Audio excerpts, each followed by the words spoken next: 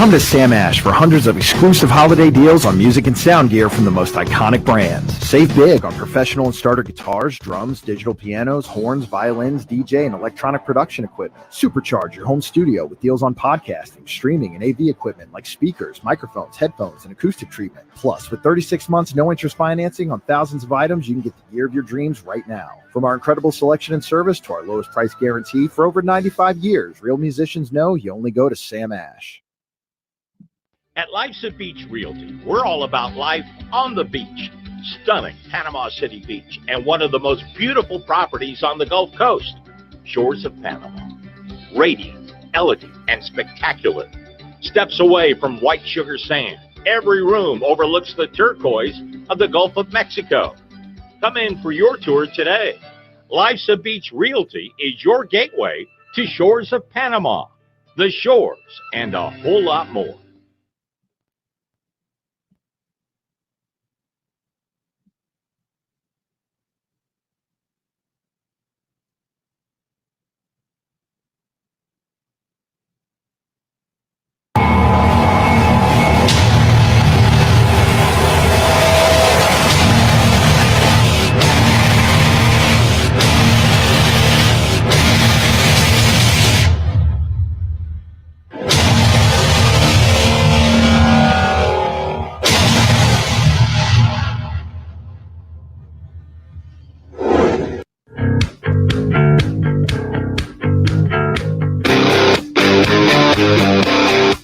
You're now in the Sports Web, a sports talk show for the hardcore fan. Bring your passion, bring your excitement, just don't bring any nonsense.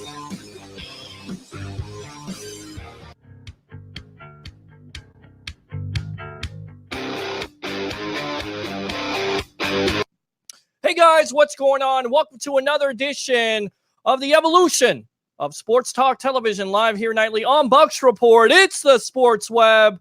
I'm your host, Peter Blake, giving you something to think about. And as we always say here on the web, bring your passion, bring your excitement, just don't bring any nonsense. On tonight's show, we'll have beat writer for the Tampa Bay Vipers, Allison Kohler, on, talking about that disappointing loss by the Tampa Bay Vipers versus the New York Guardians, 23-3.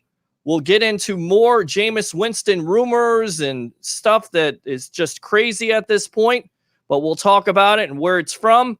We'll also talk about the other quarterback situation involving Phillip Rivers and also Tom Brady and those crazy comments from a former wide receiver. Also have a mock draft on Monday from Nick Citro and his top offensive lineman and why I believe the Bucs should sign Jake Conklin. And, of course, your phone calls, 813-699-5353. That is 813-699-5353. It's the evolution of Sports Talk Television. Join the 64,000 following we have here on Facebook. So let's get into it as the Tampa Bay Vipers fall to the New York Guardians 23-3. Want to know from you guys tonight, what did you think of the game? Because it was really, really disappointing. Not the way you start out. With all that being said, there's already quarterback talk, of course, from Bucks Report and many alike on Facebook. Aaron Murray, 16 for 34, 231 yards, 2 touchdowns, 2 fumbles, which he recovered. By the way, sacked by the Guardians defense, 5 sacks, and also 7 tackles for loss and 8 quarterback hurries. So a very ugly day offensively, but you look at the yardage, they outgained the Guardians 400 yards to not even 230. So it's not like everything was bad, but wow. I mean, there's already probably a quarterback controversy. We're going to get into it with Allison Kohler, talk with her about what she thinks could happen next week versus the Seattle Dragons, which will be their second game of the year. But I want to know from you guys, what did you think about the XFL? Did you like it? Were you excited about it? Or did you not care at all? Again, open phone line, but we will get Miss Allison Kohler, beat writer for the Tampa Bay Vipers, 813-699-5353, 813-699-5353. And there is definitely some crazy rumors about Jameis Winston going around. We will just save that for a little bit later. So here she is. All right. Welcome to the evolution of Sports Talk Television. Beat writer for the Tampa Bay Vipers, Miss Allison Kohler. Welcome to the evolution of Sports Talk Television. How you doing tonight? I'm doing great, Peter. How about yourself? I'm doing great, although it doesn't seem like the Vipers are doing very great because after that loss yesterday, not the way Mark Trestman wanted to start out the season, especially offensively. With Aaron Murray just talking about his statistics, 16 for 31, 231 yards, 2 interceptions. But you look at it, they outgained the Guardians 394 to 226. So I know it's the first game and it's crazy talk, but in your opinion, could you see a quarterback change next week versus the Seattle Dragons? Well, it's hard to say. I mean, it is, this isn't the NFL. It's only a 10-week season, so they have to make changes. They have to see errors immediately and react much more quickly than they do in the NFL. And but I also feel like Mark Trestman might be a little bit on the stubborn side, and I don't know that he is going to make the change immediately. But I do think he's going to have, if he doesn't make the change immediately, he's going to have Aaron Murray on a short leash. There's no doubt about that. For me, the main disappointment with if you make the change to Flowers as starting quarterback is, they had the plan to kind of use Quentin, as a weapon, as an offensive secret weapon. And obviously, if he's starting, he's just not going to be able to do that as effectively as he would if he was just coming in, if he was just sprinkled throughout the game. Are you surprised that they didn't go to him a little bit sooner? Because it seemed like he kind of waited a little bit too long. They were down 17-3, and then, they have the other turnover, and basically it's basically academic at that point. Are you surprised that Trestman waited so long? And they kept on switching in and out of quarterbacks. I'm kind of surprised because I thought Flowers added a spark when he was in there. Right, definitely. I mean, I do have Quentin Flowers came in on their first drive for one play and handed it off to the running back. But you're right. Until the second half, they really didn't use Quentin, as effectively as they could have. And you're right. I mean, it was back and forth. And so they never really seemed to get a rhythm there. But when Flowers was in there, they seemed to have success, and he even got them down to the red zone. And, obviously they weren't able to capitalize on that. But, just overall, just a really, really, really disappointing game from the Vipers. Defensively, and we're talking with beat writer for the Tampa Bay Vipers, Allison Kohler here on the Sports Web. I think also that you really will have to be disappointed by was the fact of the defense, not only the Ricky Walker play, which was stupid, and I get it, the players grabbing him by the face mask, but you can't swing on him and get kicked out of the game. How disappointed was Trestman in that?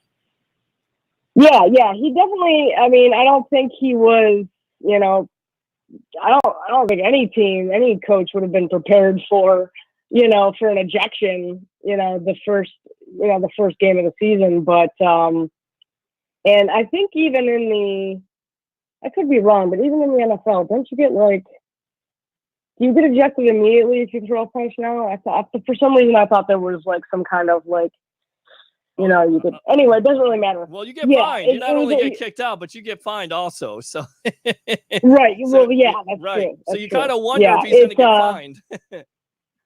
Right. Yeah, it was a big loss because he's a great defenseman, and I really think that they. But overall, though, I mean, the defense, they only allowed 45 yards rushing, from the Guardians, which is the fewest allowed by any team throughout the weekend. So I think that, is really a bright spot. They didn't get any sacks. They didn't have any sacks, and that was really disappointing because it's if you look at the stat sheets of all the other teams, there were sacks. Yeah, what I mean? So but the thing that's funny about that is the defense was aggressive. I mean, they were hard hitting. They were constantly, Jerry Glanville's squad was constantly putting pressure on Matt McGloin, but McGloin he was poised under the pressure. It didn't seem to bother him whatsoever, and he just was able to get the ball out faster than the Vipers defense was able to get to him. Yeah, you look at McGloin, 15 for 29, 182 yards. He ran for 2 touchdowns, threw for another one. There was some coverage, blown coverages in this game. Mm-hmm. Was that mentioned by Glanville or Trestman? Yeah, definitely. I mean, I know that Jerry was really disappointed. I mean, they spoke to him, I think, before the second half, and he was not happy by the mental errors. And, there were plenty of opportunities where, they just should not have allowed, touchdowns, obviously. Yeah. But, it was disappointing, but, I lost my train of thought there, but it happened. And we're on with beat writer here of the Tampa Bay Vipers, Miss Allison Kohler, on the Sports Web, the evolution of sports talk television. I don't want to be negative. The performance was disappointing. Once again, you mentioned they outgained the New York Guardians, so they were able to move the ball. But when they got into the red zone, it seemed like they kind of shot themselves in the foot. So you would hope that they're going to improve on that the next game versus Seattle. Let's talk about some of the positives here. De'Veon Smith, 16 carries for 79 yards. This is what he did with the Orlando Apollos. So a big game for him. And in fact, the Vipers outrushed the Guardians in this game. And looking at this matchup, you would have thought that would have favored the Guardians. So some real good positives from De'Veon Smith and also Patrick. Yeah, I mean, De'Veon was, he was a really nice. He contributed, like you said, 79 yards, which actually, they had 150 yards rushing on 30 carries, which until the Renegades game was the most throughout the weekend. But the Renegades ended up scoring 190 yards rushing, or not scoring, but had 190 yards rushing. Right. So they ended up, outgaining Tampa Bay on that stat. But yeah, I mean, their run game looks positive, and it's good because they're going to need it. They're going to need it, that's for sure. I mean, I will say that it doesn't all fall on Aaron Murray's shoulders. I mean, there definitely were some passes that should have been caught. Yes. They were clearly. I mean, there was one play where even Dan Williams, who hauled in 6 passes on 9 targets for 123 yards. He had one right in the numbers, and there's no reason why he just shouldn't have caught it, and there would have been a gain. It would have been a pretty healthy gain if he had caught the ball. But yeah, so it wasn't all on Aaron Murray, but he definitely was very inaccurate. He was behind his receivers on a lot of plays, so he just kind of needs to take a look in the mirror and really kind of work on those. Work on that indecisiveness that he seemed to have, in the game. When he was in the pocket, the whole game, I was screaming at the TV. I was like, just stand in the pocket and deliver the ball, man. Because that just seemed like when he stood in the pocket, that's when he had his most success. Right. Well, he was running a lot. It didn't help the 5 sacks. I mean, the offensive line wasn't good yesterday. He gave up 5 sacks, and whether that was not his receivers getting open. And look, coming into it, Allison, the Guardians secondary looked like they were going to be one of the top in the XFL. And early on, they definitely looked like they were able to defend the Vipers wide receivers pretty well there. So, but again, 8 quarterback hurries, 7 tackles for loss, and 5 sacks. To me, that's the big time story. No matter what it is, if it's high school, if it's college football, if it's NFL or XFL, you have to give your quarterback time to throw the ball. And if you don't, then basically this is kind of be the result. Another bright spot, you talked about Daniel Williams, 6 catches for 123 yards. An impressive game. And a guy that it's finally getting an opportunity out of Jackson State University. He was really impressive. Right? I had to look up that. I was like, where's that at? So I know that Trestman was happy with his performance, and you could definitely see him getting the ball more in the next couple of games, right? Yeah, no doubt. I mean, Dan Williams is, he's a big guy. Mark Trestman likes his big receivers. He's 6'2". Nick Truesdale, even though he's a tight end, he's 6'5". I mean, everybody. I want to say that their receiving core is the biggest, out of all the teams. But yeah, I mean, Dan Williams, he did look phenomenal, and his 123 receiving yards. He ranks as the number one receiver throughout the games this weekend. So yeah, absolutely. That's definitely, a bright spot. And then you can also see why the Vipers drafted Truesdale number one pick, because he definitely showed some ability. And it was a shame because, look, they had, like you said, a good opportunity to score in the red zone. You could see Murray trying to pick the ball up to Truesdale to give him a 50-50 shot. Yeah. The unfortunate thing is there's defenders all over the place, but Truesdale to me was definitely the real deal against the Guardians, right? Yeah. Oh, yeah. And on that play, it's funny because it looked like he was going to throw it away. It looked like he was going to throw it out of the end zone. And unfortunately, he did not. And he just needs to know that Murray just needs to know that, he needs to rely on Truesdale and his height. I mean, he could have literally thrown it way above his head and he could have just got up and snatched it, but just where he threw it. I mean, it was a great defensive play, honestly, just tipping into the hands of Soro. I mean, that was pretty much just a given right there, but yeah, it was really disappointing. Now, there was news around the XFL. We'll get back to the Vipers in a moment. Wanted you to comment on this. You did hear that Winston Moss of the LA team actually fired their defensive coordinator after giving out, 4 touchdowns to PJ Walker in the Houston Roughnecks. Are you surprised by that fire? And then on top of it, one of their defensive captains, and Anthony Johnson, just left the team today. So a real big mess in LA with Winston Moss, right? Yeah, I was really surprised. I mean, but it's, again, as I mentioned, though, it's a 10-week season. They did kind of, give up a ton of yards. So I guess you have to do what you got to do. But it does seem like things are falling apart there in LA early on. Absolutely. We're on with a beat writer for the Tampa Bay Vipers, Miss Allison Kohler, here on the Evolution of Sports Talk Television. I'm your host, Peter Blake, giving you something to think about. So what's your biggest takeaway from this loss to the Guardians? Biggest takeaway, I would think, is definitely that they have the tools to work with. They obviously couldn't, it was hashtag couldn't execute. You know what I mean? I think is the theme from the game yesterday. They had a lot of opportunities that were just squandered, and they just weren't able to ever really get a rhythm going. They never gained momentum to be able to capitalize on any of the drives that had any promise whatsoever.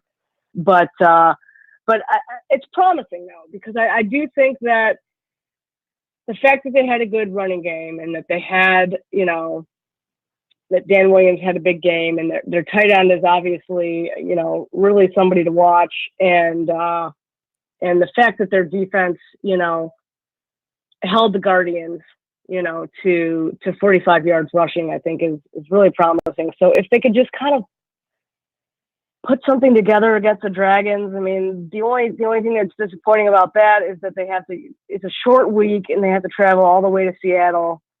Time change. I mean, there's nothing really on their side for week 2, with the exception of Seattle also lost. Yes. This past weekend. So, yeah. But that also means Seattle maybe, have a little chip on their shoulder. So it's definitely going to make for an interesting game. And we got Allison Kohler on, beat writer for the Tampa Bay Vipers, here on the Sports Wall. What's your biggest surprise for the Vipers this weekend? Was it the 3 points? Well, because, I mean, look, they had great drives. Is it the 3 points? And would you expect them? Do you think they put it together next week versus Seattle? Right. Yeah. You definitely have to say it's the 3 points. I mean, they didn't score a touchdown. You know what I mean? It's like, right. Sure, it's the quarters are still the same amount of time as the NFL. It's not a shorter game. There's still 60 minutes of football, and they just couldn't score, and it just the 3 points definitely is the biggest surprise, I think, of the weekend. All right, there you go. That's the beat writer for the Tampa Bay Vipers, Miss Allison Kohler, joining us here on the Evolution of Sports Talk Television. Can they follow you on Twitter somewhere? Where can they read your work at? Yeah, basically on Facebook at Allison Kohler, on Twitter I'm something like AlleyCat8675. I'm still working on the Twitter thing. What can I say? I'm kind of an old school Facebooker. You know what I'm saying? Yeah. But I'll put that together, Peter. I'll have a better answer for you next week. All right, sounds good. And we'll do this every Monday night if you want to. You're the beat writer for the Tampa Bay Vipers. You come so far now, so we definitely got to get you on here on the evolution of sports talk television. All right. Definitely. Sounds good, Peter. Thanks for having me on. All right. Thank you. There you go. So open phone line. She had some great things to say here. 813-699-5353, 813-699-5353. It's the evolution of sports talk television. And I see you, Will. I see you call. Don't call too much, because if you call, unfortunately, Skype will block you. So when we have a phone call, we only have one phone line. I know you wanted to call and talk, so definitely get on the phone lines if you want to talk about the loss yesterday to the Guardians. I mean, we can kill it. In fact, to tell you right now, we'll go ahead. Before we read the comments, let's go out and hear what Mark Trestman had to say about the game. Well, forget that. Let's get Will Mann on. Will, welcome to the Sports Web. Excuse me. How's it going, man? I'm doing good, man. How you doing? Man, oh, God. I was so excited for the XFL. And literally. It's already gone? The excitement's gone? The thrill is gone? Oh, no. My excitement's still there. I mean, I read. I went in. Will, listen. I read so many Facebook posts yesterday where everybody was like, oh, this team's going to go 10-0. And it's like, calm down, guys. It's only one game. Yes, it didn't look very good. But, there's some teams that start out slow. So let's play it out. Let's see what happens with Aaron Murray. But you're right. It was a disappointing result. Go ahead. Well, I went in and I'm looking at the season, where I was looking at the rosters and everything. And I'm going, I kind of like Houston because I like their quarterback. And I was like, well, I'm a Tampa Bay Buccaneers fan. Maybe I should go with the Vipers, So I was like, okay, I'm going to go for the Vipers, and Houston will be my number 2 team. Mm-hmm. And I'm like, man, maybe I should have went with Houston. But I'm not a band jumper. I'm not going to jump. But the stupid mistakes that Aaron did, I got to say, you're doing the pregame and you're talking with, whoever was doing the interview, and you got the opposing team there with you. And you're like, oh, I'm so nervous. Why are you going to say that on national television? Well, announce that you're completely nervous. And you got the playing against right next to you. Do you not think he's going to tell his defense that you're really nervous and rattled? Well, I think they already could see it in his eyes, Will. I mean, I don't think he really has to say it to a reporter for people to know. I mean, and the way he played yesterday, he played indecisive. But look, once again, to be fair to quarterback play, it also comes down to a whole team effort where the offensive line has to block. And if they give up 5 sacks and he's being constantly hurried, it's definitely not going to help him out. I get you, but that's, calling a spade. And then the other thing he did, I caught this, and as I sat there and watched it, I had to scratch my head and go, did he just do what I think he did? They're in the red zone, and I can't even remember what the play was called because they had the players mic'd up. It was like, go Bear, or like Big Bear, and they turns around to the running back. It's going to you, Big Bear, hike. And I'm like, why did you just turn around to your running back and say it's going to you?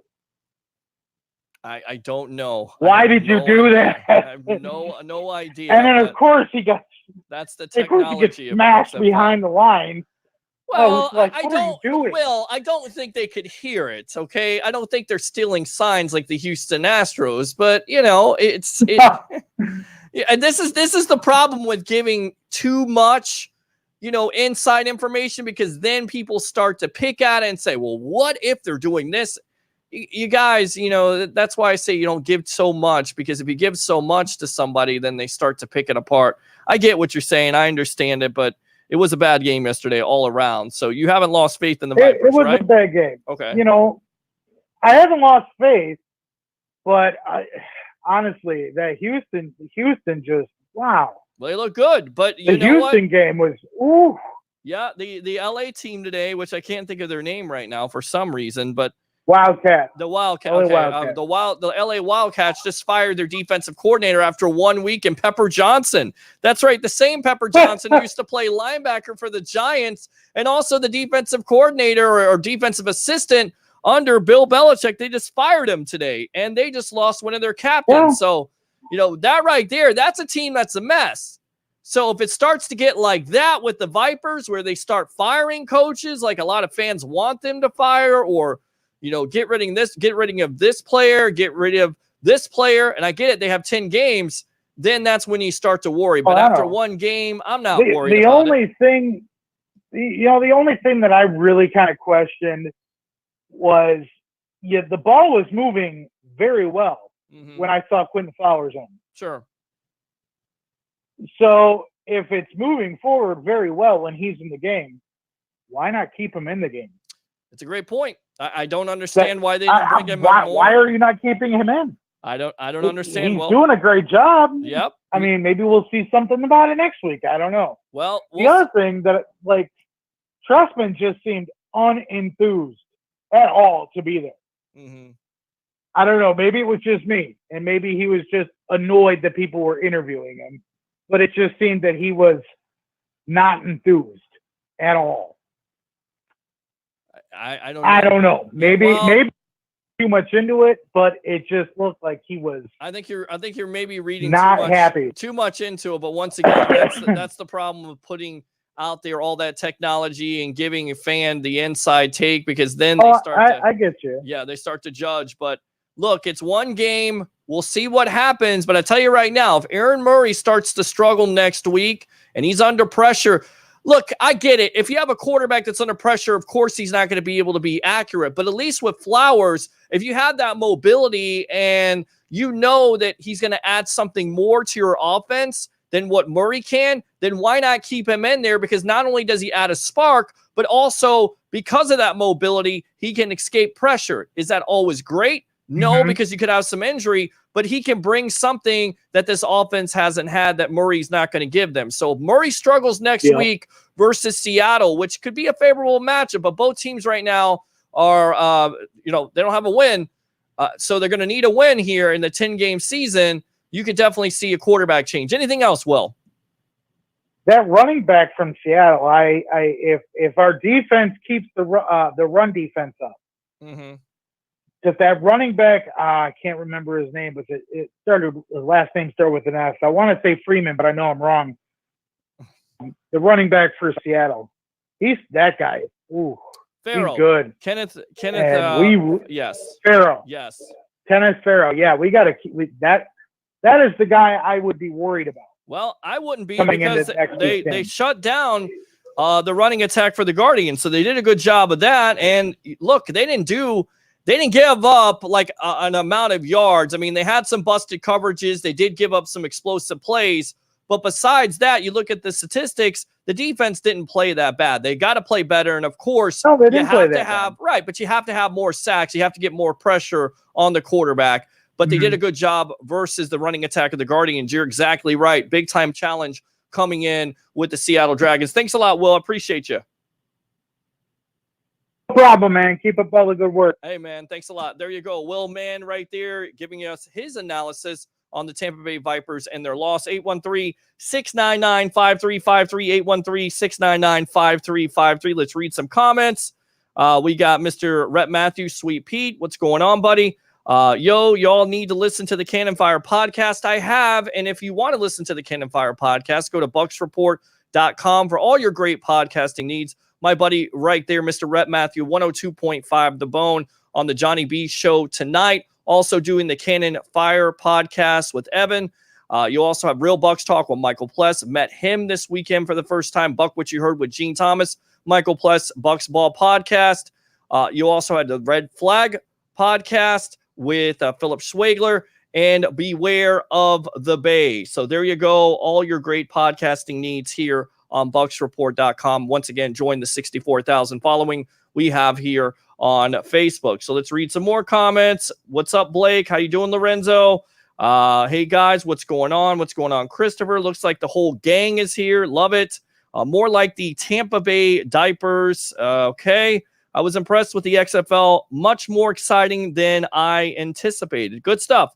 I think so, too. Bucks Life says, Pedro, good stuff. Thanks a lot for tuning in again.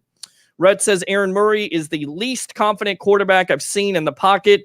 Continually rolled out for no reason and missed some wide open throws. Agree with you. Trying to roll out, maybe feeling the pressure too much. And we call that, when quarterbacks do that, seeing ghost. He was pressured all day long yesterday. 5 sacks and once again 8 pressures. So that's never going to help your quarterback out. We know that. We've seen it with Jameis Winston. We've seen the effect of it. You saw the effect, and it didn't help. And I wanted to ask Allison about this.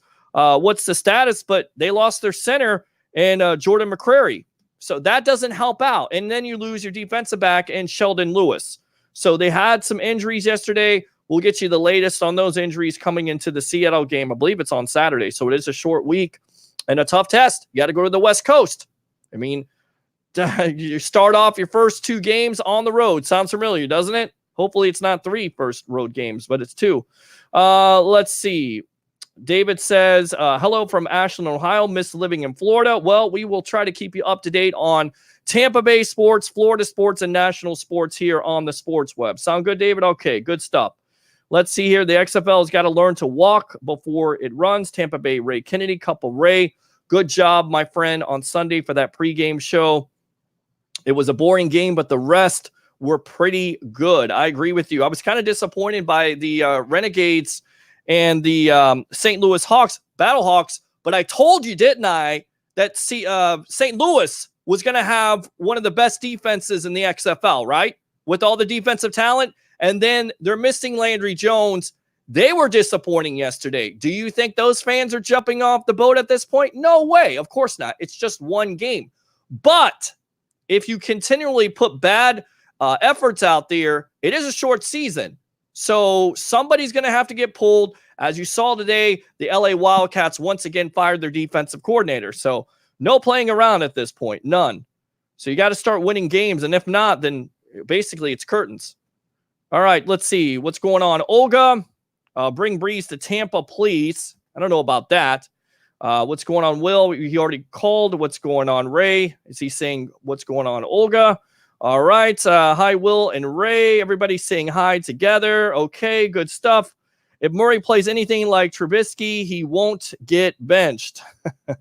You're listening to Allison Kohler, beat writer for the Tampa Bay Vipers. She did a good job, and we'll have that for you every Monday if you guys like it. Here on the Sports Web. Every time Flowers was had the ball moving downfield. So what did they do? Take him back out and put Aaron back in. Coaching errors. Yeah, that's on coaching. Not a good decision. And I don't understand it. I don't understand flip-flopping quarterbacks, because when you flip-flop quarterbacks, that basically tells me you have 2 quarterbacks playing at the same time. You don't have a quarterback. You have a quarterback that has the mobility. If Aaron Murray is ineffective and he's getting sacked and pressure, then why not put a guy in there that can actually avoid the pressure in a Flowers, who gave them a spark, and yet they took him out of the game? Don't understand it. Don't get it. But, hey, we'll see next game, because I'm telling you right now, this is a short leash for Murray. And because it is such a short season, 10 games, they're going to have to do everything they can to put some wins together. And if you don't have the right quarterback starting, and you don't have a quarterback that's confident, which he looked like he was not confident yesterday. Whether he had pressure or not, he was not making decisive decisions. That's what it is to be a quarterback in the league. Any league, middle school, high school, college, NFL, XFL. Decisive decisions. If you don't make it, that's it. All right, so let's see here. Trustman must have not got the memo that moving forward is a positive thing. Here, what's going on, Blakey? You want to see parity in the league? I wish we would have had rolled into the Meadowlands, beat the Guardians, but for the health of the league, a home team representing isn't all that bad of a deal. How the team rolls into Seattle this week will speak volumes. Attendance wasn't that great, but it was better than the AAF. And on top of it, the rating from a 2.9 on CBS last year to a 3.3 on ABC is encouraging. It's football. You've got to love it. I think you do. If you don't, then I guess you just like NFL. Trestman kicking a field goal to bring a 2-score game. Wait for it. Still a 2-score game. Yeah, I don't understand it. All right, let's go out to Bucks Report's own Mr. Keith Larson. Welcome to the evolution of Sports Talk Television. How you doing? I'm a snake. You're a snake. Anyway, hey, what's going? I'm a snake. Are you cold-hearted snake? What's that? Are you a cold-hearted snake? I'm a cold-hearted snake. Yeah, well, I know. When you say it like that, real quick, you got to give a little credit to the XFL for a fairly successful launch, even though the Vipers are horrible. One game, one weekend, pretty much same attendance numbers as the AAF from last year. Pretty much the same ratings on TV, although the XFL got a little higher in some markets. Right. Overall, I would say it's a success, but I will say this to anybody from the Vipers listening, not you, Allison, we like you. When you have two quarterbacks, you have no quarterback. That's exactly what I just said, Keith. And as much as Aaron Murray has all the passing records for the Southeast Conference, there's a reason that he's not even a third string quarterback on an NFL roster. Mm-hmm. Think about all the backup quarterbacks in the NFL that are horrible, and yet he couldn't crack that. With that said, Mark Trestman, he's going to have a hard time pulling Murray fully, because with Quentin Flowers, you pretty much stuck with an RPO style offense, and that's not Mark Trestman's offense. So they've got themselves in quite a little bit of a pickle here. Did I say pickle on Peter's show? Yes, I said pickle on Peter's show. Say that 3 times. We want to thank everybody for tuning in. We just put up another 3-round Buccaneers mock draft. I was going to get into huge that. Shout out that you were going to get into it. I was going to get into that. Yeah, we're going to hear from Mark Trestman and his comments about the offense and their failures. And then we were going to get into some mock drafts and some other stuff, some rumors about Jameis Winston. We got a packed full night here. We got some definitely some topics to talk about with the guys. So we're ready, webheads. All right. Well, real quick. I don't want to tie up the show here, but I want to point out a few things. Yes. First of all, you want draft coverage, draft profiles, mock drafts, free agency coverage. BucksReport.com is the place to go. What you won't find there is articles about uniforms. What you won't find there is pictures of Jameis Winston wearing sunglasses. With that said, this is Keith from Tallahassee, and I'm tapping out, brother. All right. Enjoy the show. All right, brother. That's Keith Larson right there of Bucks Report. Always enjoy his call. Like to hear from you guys. Do you still have confidence in the Tampa Bay Vipers? What did you like from the XFL? What did you not like from the XFL? What do you think the XFL can improve on? 813-699-5353. That is 813-699-5353. All right, so you're exactly right, Nick. Talked about that. Kicking a field goal doesn't really make any sense, but at that point, it just seems like you want to get some points on the board to give your offense some confidence going forward. It didn't seem like it really helped. I think you give the Guardians credit. You know, everybody was talking about Kevin Gilbride, but really yesterday, that was that defense that really shut that offense down. Even though they gave up all the yards, when they got into the red zone, they were able to shut them down. On run plays, they're at the 1-yard line, shut down. So, again, give the Guardians credit. Welcome, Ben Cornett. I'm here. Just finished watching FSU and Duke game. Great game tonight. I believe FSU fell 70-65. So that was disappointing for all the FSU fans out there. My favorite player on the Vipers is the Water Boy. Welcome back, sir. Excuse me. Again, I'm glad FSU lost. Why? That's a local team. Why were you glad that FSU lost? Again, 70-65 Duke over FSU. Dan Williams shined in that game. He absolutely did. Buckaholics in the house. All right, cool. Daniel says, I thought it was the Bucks and Vipers jerseys. It seemed like that yesterday with the play, especially in the red zone, the turnovers, miscommunication. I mean, it happens. I mean, you would expect that the first game. But you look around the league, you look at PJ Walker throwing for 4 touchdowns under June Jones. I told you how good Houston was going to be, didn't I? You got to watch that pregame show again. It was good. Top 10 game tonight. Both teams look like elite 8 teams, in my opinion. And who knows? Could be Final Four teams. FSU playing lights out this year. Defensive basketball. Leonard Hamilton always has that team ready to play. No matter if they have superstars or not, they're able to shoot the 3. But when you depend too much on the 3, live by the 3, die by the 3, that's what I would be concerned with. But also what you got to be encouraged by with FSU this year is that they continue to play defense, which will keep them in games, even though some of those games will come back to haunt them because they'll be close. Again, make sure you check out Nick Citro's mock draft. It'll be out there, but we'll talk about that a little bit. Again, Wildcats fired their defensive coordinator today. Not sure why the Vipers didn't get rid of Prostate Glanville. Wow. PJ Walker just went beast mode. He absolutely did. What's going on, Jeremiah? So many stupid mistakes by Murray yesterday. Absolutely. Jeremiah, miss my wife. All right, well, we'll keep you company here. And if you guys want to know if we're going live on Valentine's Day, absolutely. We'll be live on Friday for Valentine's Day. So, Jeremiah, you miss your wife. But all the webheads and yours truly, who would you rather spend Valentine's Day with than Peter Blake? Huh? There you go. Not a trick question. I'm asking. 813-699-5353. 813-699-5353. Aaron Murray really channeled his inner 2014 Josh McCown yesterday. Ouch. And of course, if you don't know what he's talking about, Trestman was from that offense where you had the 2 big wide receivers on that team, Alshon Jeffrey being one of them. And they put up some big time yards. And Trestman has been able to be successful with the Bears as a head coach, maybe not so much as an offensive coordinator, maybe so, but winning 3 Grey Cups and looking at Vegas and all, having the Vipers being favored and then having them come out yesterday, outgain the Guardians, but only score 3 points reminds you more of Dirk Cutter versus the Washington Redskins. Who could forget that game? What was it? A total of 0 points and like 498 yards, something like that. It's ridiculous. Receivers for Vipers were dropping passes. Agree. They were. The LA Bucks report those uniforms, though.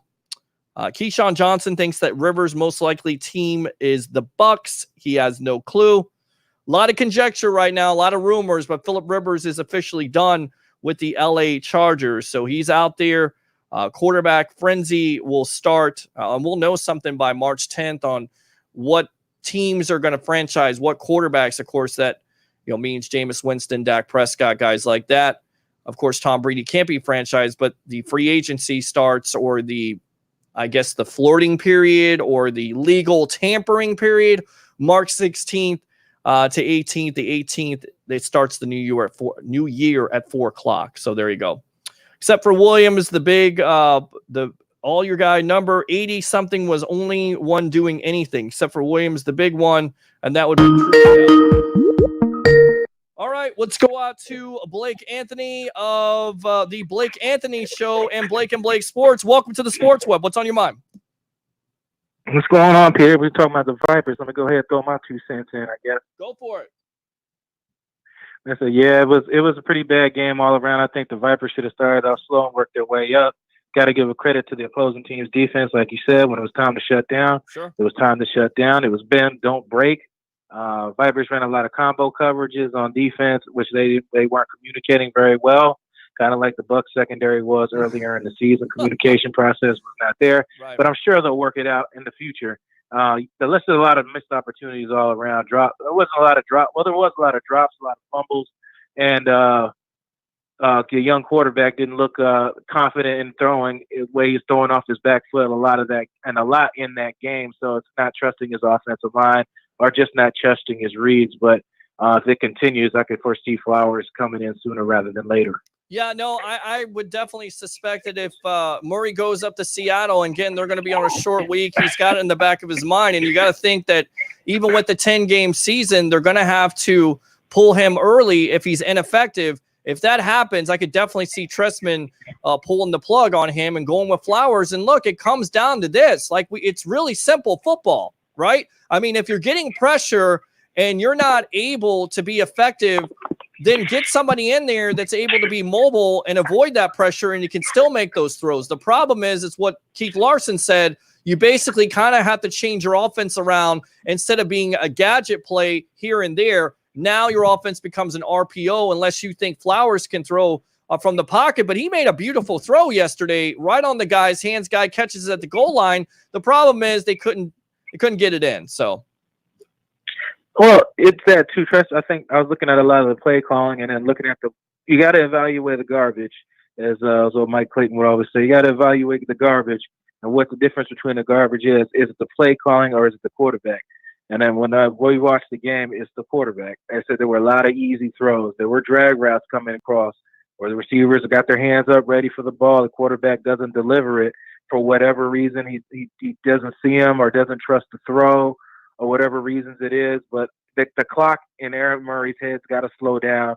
The game's got to slow down, and he's got to deliver the ball to the easy completions when you can, and not hold the ball and force balls into places that you don't need to force and putting your team in harm's way. And to put this into some type of perspective, and we're on with Blake Anthony of the Blake Anthony Show, Blake and Blake Sports. Murray hasn't really gotten any starting time since his college days. He hasn't took any snaps in the NFL. So this is, kind of his first official snaps in the XFL. So you can see that he's going to be nervous, but of course it just doesn't help when you're getting hurried and you're also getting sacked. And then you're starting to feel pressure where pressure is not there. And we always call that chasing ghost or something, or seeing ghost. When you're seeing ghost, seeing ghost, when you start seeing ghost, then you start to, think that there's pressure coming when it's really not. And that's a problem. If that's already happening in the first game, you kind of wonder how long he can last. So what did you like from the XFL? What did you not like? And what do you think the XFL can improve on coming into the second week? Well, what I liked is that they're actually trying to make changes and get the fans more involved with on-field interviews. I'm sure they're going to tweak that a little bit better, because I saw some issues with media.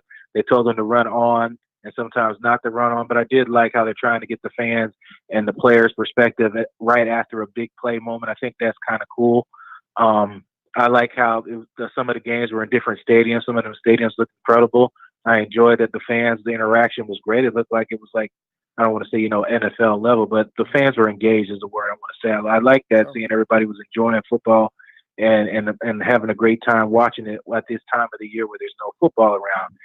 The thing I didn't like, what was that much I didn't like? I think the audio. I get what they're trying to do with the audio sometimes. I guess they just need to clean it up. I foresee an issue coming up later on. Well, interview these players. There are a couple F-bombs there, and then you had a player on the field that actually was puking. So, yep, kind of reminded me of Donovan McNabb. I do when I don't like it. Right. But that's about it, huh? Nothing else. Did you like the style of the game? Because everybody was talking about the 40-second clock to 25-second. Really didn't seem like it made a difference, did it? No, I really didn't. It's just not a lot of wait time, not a whole lot of TV timeouts. He's trying to pick up the intensity of the game instead of just, you run a play, here goes the 40-second play clock. It's just constantly the game's running, the pace of the game is moving faster. That's kind of good. That teaches guys that got to get their endurance up and get your packages to sub in and out properly. And I know a lot of people made a lot of jokes. They called this winter college football. There was a lot of good football and there was a lot of bad football. The same thing happens in the NFL. These guys had a little bit shorter time to prepare, and you're getting to see why being prepared in off season and all that is important as far as continuity of the team, communication, etc. As far as the Vipers case, I think they were trying to do too much too quickly, and guys didn't catch on right away as faster as they should, because it was communication errors all over. And I think they'll clean that up later on, because being Mark Trestman, having NFL caliber and being successful in the Canadian League, I think he'll try to figure out ways to get that going on. All right, good stuff. Anything else, Blake Anthony? You had a mock draft today. Who do you have the Bucs taking at 14 in case they didn't tune into your show? I'm curious. It's definitely got to be somewhere in the trenches. We don't get offensive linemen. I'm fine with offensive, defensive linemen, but me personally, I would love to see either Kinlaw or Brown here if Brown falls. Well, is that who you mocked to the Bucks? I mean, you're not giving me an answer here. You're being real diplomatic. I'm asking you, who did you mock to the Bucks today? Kinlaw. Kinlaw. All right. What do you like about Kinlaw at 14? I like how he's versatile. He offers pass rush and bull rush capabilities, and he's really great when he can't get to the quarterback. He finds ways to impact the play, and what I mean by that is J.J. Watt. Like, if you can't get to the quarterback, get your hands up and get in the passing lane. He has several batted balls. His days at South Carolina, played very well when there wasn't much else talent around him, and found ways to get involved in the game, and that's what's important. And when you can't impact as you normally do as far as like the team's game plan against your best player, so you figure out ways to do it. And we're coming in with this coaching staff, and I think he'll really develop well here because he'll be engaged and get a lot of chances to learn other ways to elevate his game. So I like that about him a lot. So with you mocking Kinlaw to the Bucks, you think the Bucks move on from Ndamukong Suh in free agency? The question is, does Ndamukong Suh move on from Tampa Bay Buccaneers? Because essentially it's his choice if he wants to come back and play or not. Okay. But if you're asking what the Bucks should do, I think coaching staff has already said they want to retain their guys. Now, the question is, are we going to retain them, and at what price is it going to cost? Mm-hmm. As we all know, the Bucks are getting more cap room back, but they're going to have to spend wisely. Shaq Barrett, I think we talked about that before. He said he'll take lesser money to come back because he understands the importance of re-signing guys and helping this team move forward with all those one-year deals. So this one's going to be interesting. You're going to see the loyalty of some of these players, whether it's going to be in money or actually trying to improve this team. So, and you have Perriman too. We talked about it. He's another one I would like to keep. We need speed on the offense. He's developed well with the coaches here. It's really good. It's going to be a lot to process this offseason, and this is going to define Jason Licht right here this offseason. I know everybody's talking all this crap about the draft and previous. In my opinion, he's broke even with the free agency pickups, undrafted player. But this is it right here for him. What he does in this offseason is either going to set us forward or set us back. Good stuff from Blake Anthony of the Blake Anthony Show now, Blake and Blake Sports. We definitely got to get you on again. Me and you doing what we do here best. That's talk Tampa Bay Buccaneer football and around the NFL. Thanks a lot, Mr. Blake Anthony. Always, Peter. Keep rocking it. Yeah, man. All right, 813-699-5353, 813-699-5353. Let's go out to Mark Trestman and his comments about the offensive inabilities of the Vipers here live on the Sports Web. Enjoy. I think we have a good football team in that locker room. We didn't show it today through the mistakes that teams made when they don't win. You don't take care of the football, you lose your poise, you give up some explosives, don't finish drives. You can play hard. It's not going to be enough because everybody plays hard. As you saw, the Guardians did a great job today. They took care of the football. They finished some drives. They didn't make any mistakes. They didn't stress their team out with the way they played in all three phases, and credit goes to them. So there you go. I mean, that's pretty much summing it up. So you can call me up, tell me what you think about the Vipers game yesterday. I think we've kind of covered it and killed it, but I want to know from you, do you still feel confidence in the Tampa Bay Vipers even after one game? I mean, we've already had a firing in the XFL. Do you like the XFL? What do you not like about the XFL? And what do you think they should improve? Ask, and you shall receive. Welcome to the Sports Web. What's your name? Where are you calling from? Well, this is Jeremy again. What's going on, buddy? How you doing? I'm doing all right. How are you? I'm doing great. We should draft somebody like a what's his name, from Iowa? Tristan Wirfs, yes. Left tackle. Mm-hmm. You know who I'm talking about? Absolutely, Tristan Wirfs. Okay. I mean, I definitely like the pick. I don't know if he's there or not. He may go up in the look, his stock may go up in the combine. There may be a team out there that really likes him. You're at 14, so the Bucks may have to trade up, or he may drop down to 14. You just never know. But I'm absolutely on board with that. The Bucks could always go a different direction, and we'll talk about that in a moment with Jake Conklin. And I'll give you the reason why I think they should sign Jake Conklin, and you can disagree or not disagree. What else? It's up to you. I mean, what I'm saying is, you said you've said in your past that we need left tackle. No, I said Correct. we need a right tackle. I don't say we need a left tackle. Your left tackle is Donovan Smith, whether anybody likes it or not, unless there's an Andrew Thomas there who naturally plays a left tackle, and you think you can convince Donovan Smith to move to the right tackle, then I draft an Andrew Thomas. But right now you need a right tackle because DeMar Dotson has seen his best days. He's had a great career with the Bucs, but he's seen his best days. He's a little bit long in the tooth at this point. So I could definitely see them going in that direction. So did you watch any of the XFL? Do I what? Did you watch any of the XFL yesterday? I watched a little bit of the Vipers, and I kind of got disappointed. Okay. You still have confidence in them?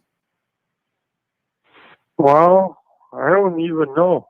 It's kind of like an arena football team. They should tell me the truth, you know. Well, it's not an arena football team because it's not played in the arena, and they do have some NFL Well, I athletes there. understand that, but that's the way it felt. Okay. So did you like the XFL or did you not like the XFL? And what should the XFL improve on, Jeremiah? I did dislike it. Okay.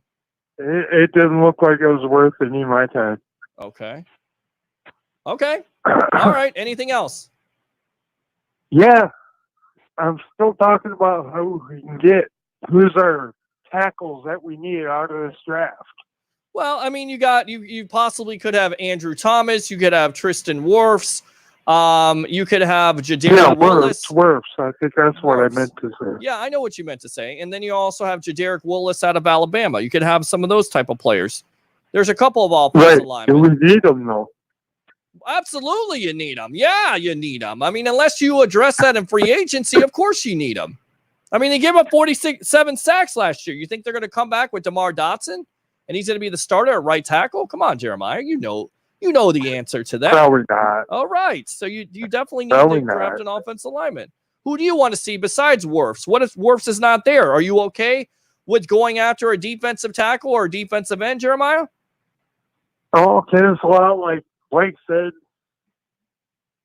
I'm really thinking we're not going after a quarterback they're saying they're going to get. Yeah, well, you want to draft a quarterback? No, I don't. Okay. I said Zerline said it. Oh, I know. He said Justin Herbert. Yes, I heard that. No, he said Easton. Oh, Jacob Easton at 14? I can't see it. I think there's a little too much inconsistencies there, but look, it's a mock draft for a reason. You know, everybody has an opinion on a mock draft. Go after Brewer. Right. Okay. All right. Well, thanks a lot, Jeremiah, for the call on the evolution of Sports Talk Television. All right. Will you please not turn me off that quick? Yeah. What else do you want to say, bud? Can we still have Eric Berry and Kenny Phillips back? Well, there's a possibility that Eric Berry could be out there because he did take a year off. So he could be a free agent. Now, would the Bucs be interested in him? They might. They might like what they have at safety. I really don't know. I don't know who's interested in Eric Berry at this point, but it seems like he could put his name in free agency. Now, how much does Eric Berry want? That's the next question. Does he want top-tier safety money? No way. Not taking off a year. Not coming off an injury. If it's mid-money, then maybe you sign him. He's coming out of cancer, bud. Look, I'm not saying look, he's also coming off an injury. I know he's had cancer in the past, but this is about an injury, not about cancer, buddy. This is about coming off an injury. Okay, what about Kenny Phillips? Well, it just depends on how much he's going to cost. I mean, it depends on what the Bucs are going to do with the safety. Still out there. Does he even want to play? I haven't heard about anything about Kenny Phillips. So why don't you look him up? See what he wants to do. Okay, I'll get back to you. I don't mean to cut you off here. I feel like we're kind of going around in circles here. So what else? Anything else? Oh yeah. Okay. Okay, this FL thing. Yeah. So it's from the WWE thing, right? XFL, yes, from the WWE. Okay. Who's your favorite player? In the XFL right now? Yep. I have to say it's Quentin Flowers. I think Quentin Flowers is my favorite player because I watched him at USF for the Vipers. Is that what you wanted to know? Okay. I like what PJ No. Walker did versus Houston. I like a lot of the players, what they're doing. So You know who's on all the rosters? you what? Do you know who's on all the rosters of every I pretty XFL? much got a good idea of who's who. Yeah. I did a So pre-show you said Austin Flowers is your best player. for right now. What I'm looking at, I mean, I liked what Daniel Williams did, or Dan Williams for the Vipers did. I like what Quentin Flowers can bring to an offense because I've seen him play at USF. Okay. I like that. Hey, I mean, That's all I wanna know. for me, I think you got to give it a chance. Okay, you got to give it a little bit of a chance. You know, people say try things sometimes. Try it and see if you like it, and if you don't like it, fine. But at least try it out. You know, you can't come on a show and say, "Well, did you watch any XFL?" No, I really didn't watch it. I turned it off because they were losing. What kind of attitude is that? You're a Bucks fan. You've seen the Bucks lose so many times, and you still haven't turned off the game. So what's that all about? Right. Come on, Jeremiah. I understand that. All right, give it a chance. I just wanted to know who your favorite player was. All right, my friend. I'll see you later, all right? All right. All right. Take care. Yeah, man. All right, 813-699-5353, 813-699-5353. Try to get that guy to, give me something, man. He's asking me all this, and he's not giving me anything. He's coming to my Thanksgiving dinner, and he's not bringing anything. That's like somebody being invited to a party. You're not invited to the party, but they don't bring anything to the party. You didn't bring any alcohol. You didn't bring anything. You didn't even bring your personality. What do we say on the sports web? Bring your passion. Bring your excitement. Just don't bring any nonsense. 813-699-5353, 813-699-5353. Come on. Let's pep it up a little bit. It's Monday night. I get it. The Vipers have lost. Everybody's lost their mind. Oh, they're going to be 1-9. Come on. It's one game. All right. We'll read some webhead comments here. Let's see. Hi, I know nothing of this XFL. Sorry, no input. Well, okay. Welcome to the Sports Web. What's your name? Where are you calling from? Hey, buddy. My name is Andrew, and I'm actually calling from Canada. All right, man. Thanks a lot. What do you got to say?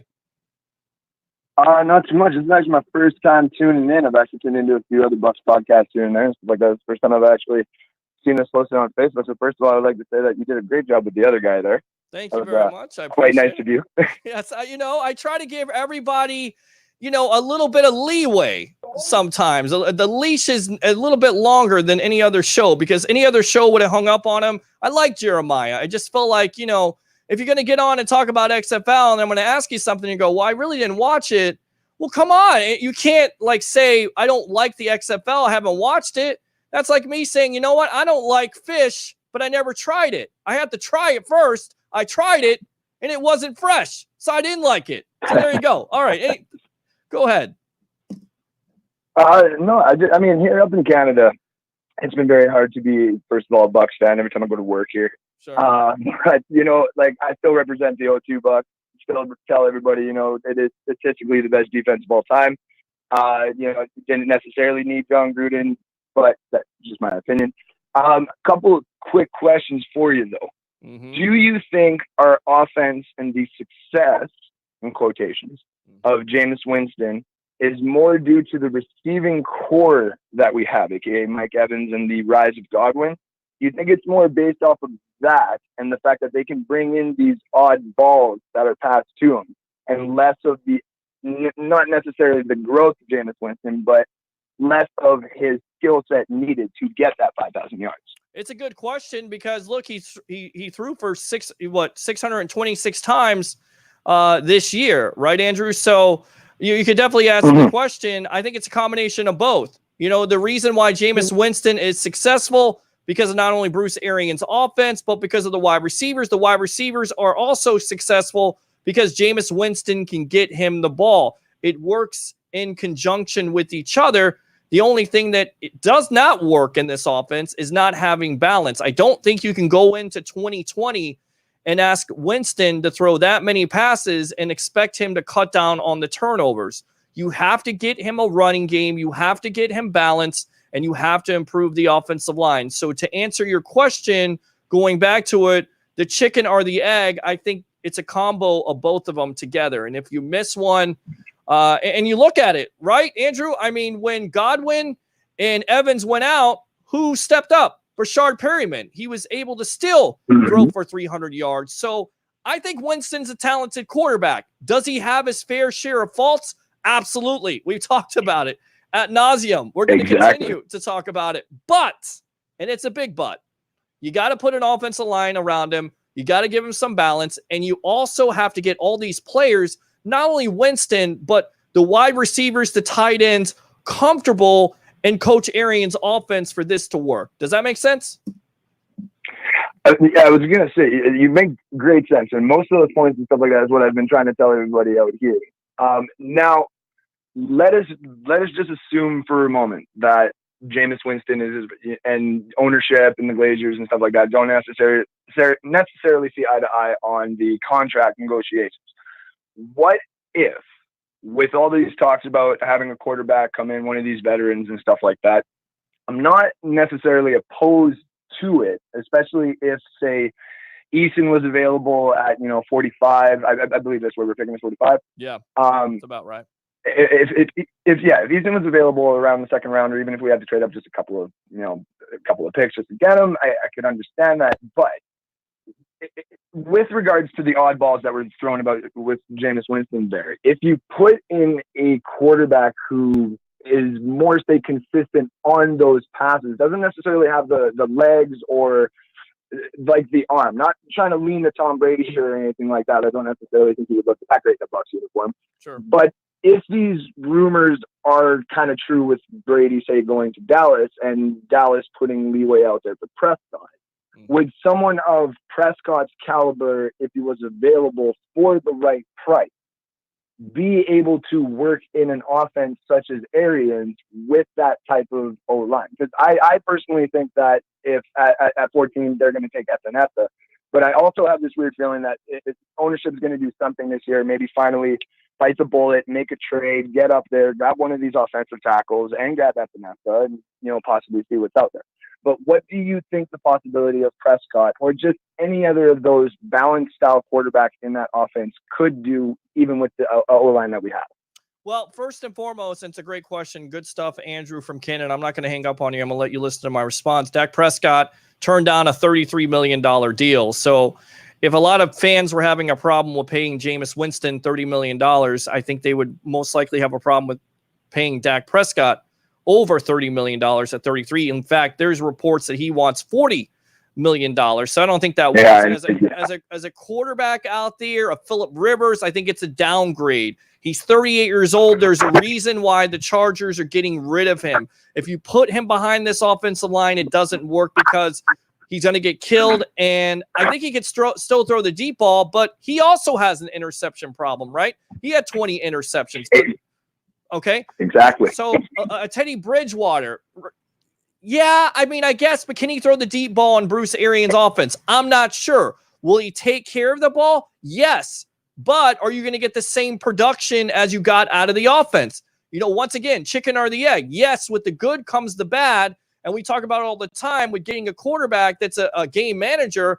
Well, you're going to have to depend on a good running game. So if you don't have a good running game and you don't have an offensive line, it doesn't matter what quarterback you have back there. You have a game-managing quarterback that takes care of the ball. What do we see happen with Jimmy Garoppolo, right? He's looked at as a game-managing quarterback.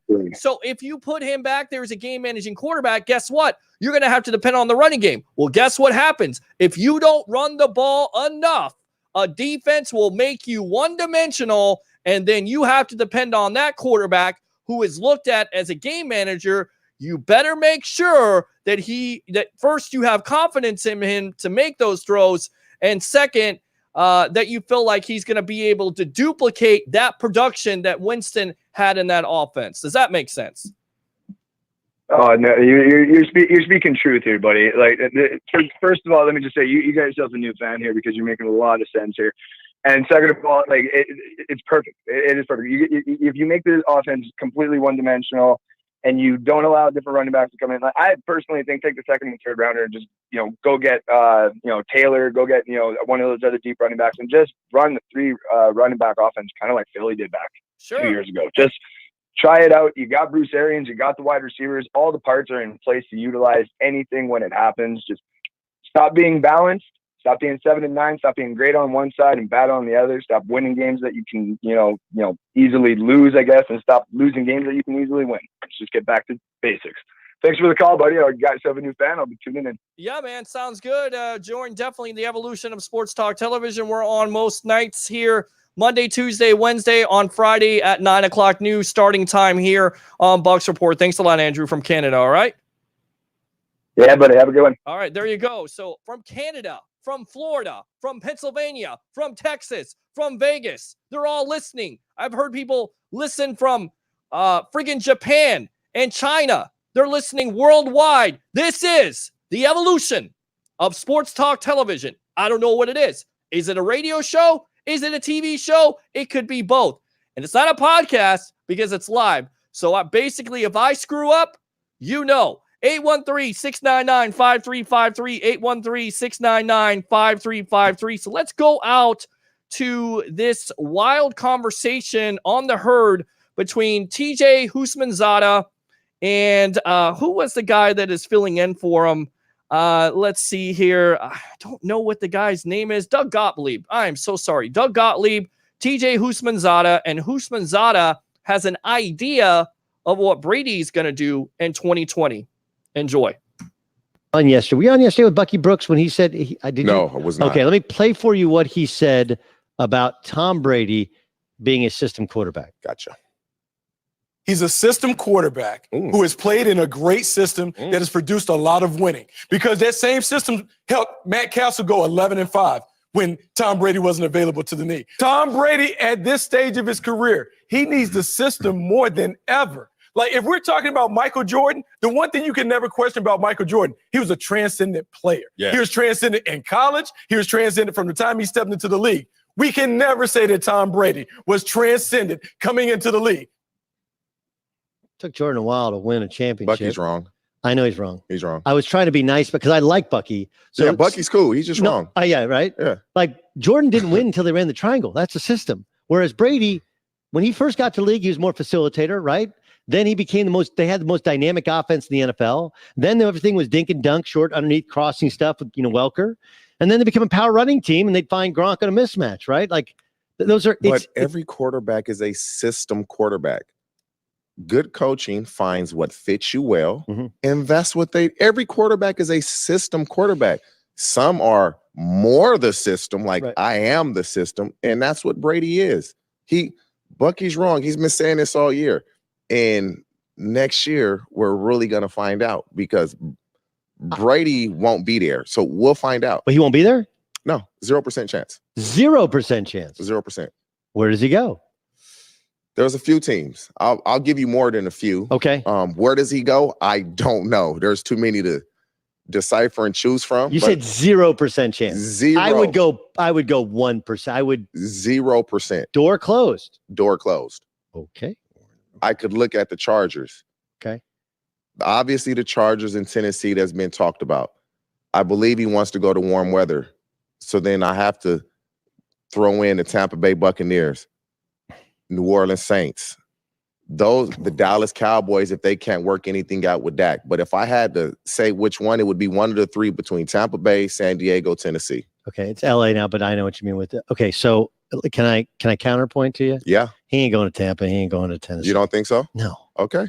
No, I don't think. Giselle, maybe Nashville. She ain't going to Tampa, Doug, dude. I'm telling you. Okay, I get it. I mean, and yeah, he wants AB to come with him. Antonio Brown? Yeah. Look, Antonio Brown, nobody's stopping Antonio Brown from being in the NFL more than Antonio Brown. Yeah, but he respects Brady. No, if you notice when he got released, and Brady, but he doesn't respect anybody else. But he respects Brady. Like, that is listen, enough to where, and I'll even throw the Raiders in there with Brady as well. but he respects Brady enough to where he won't disappoint him. He doesn't want to disappoint. Listen to me. Trust me. I trust your intel and your insight, and you know I love you as much as any man loves another man that I have no relationship with, right? But bro, this is not a Tom Brady decision, Antonio Brown. This is a Roger Goodell decision. No. Granted, all that works itself out, and he doesn't. It ain't working itself out. He doesn't do anything from you. See, he's on his make nice parade right now for a day. I'm apologizing. We're like, it's been about a week. It's been about a week. It's been about a week without Antonio Brown. Okay, I don't see him going like the whole Chargers thing. Do you think Shane Steichen, who's their offensive coordinator, Brady's been like, yeah, I'm going to work with Shane Steichen, who I don't know from Adam, and with that offensive line. Do I think they have great skill position players? They do. They have maybe the best skill position players, including the Chiefs, of any team in the NFL. But I don't see Brady going there, and LA and Vegas make the most sense. Like, he's a megastar. He's about winning. He's not going to Tennessee.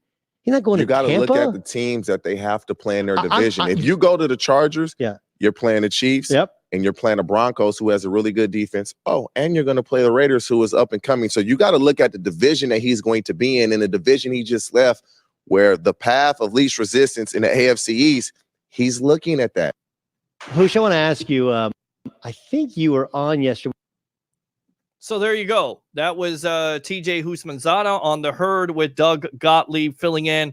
What do you think of those comments? And you heard Gottlieb saying he ain't going to Tampa. And TJ saying, oh, yeah?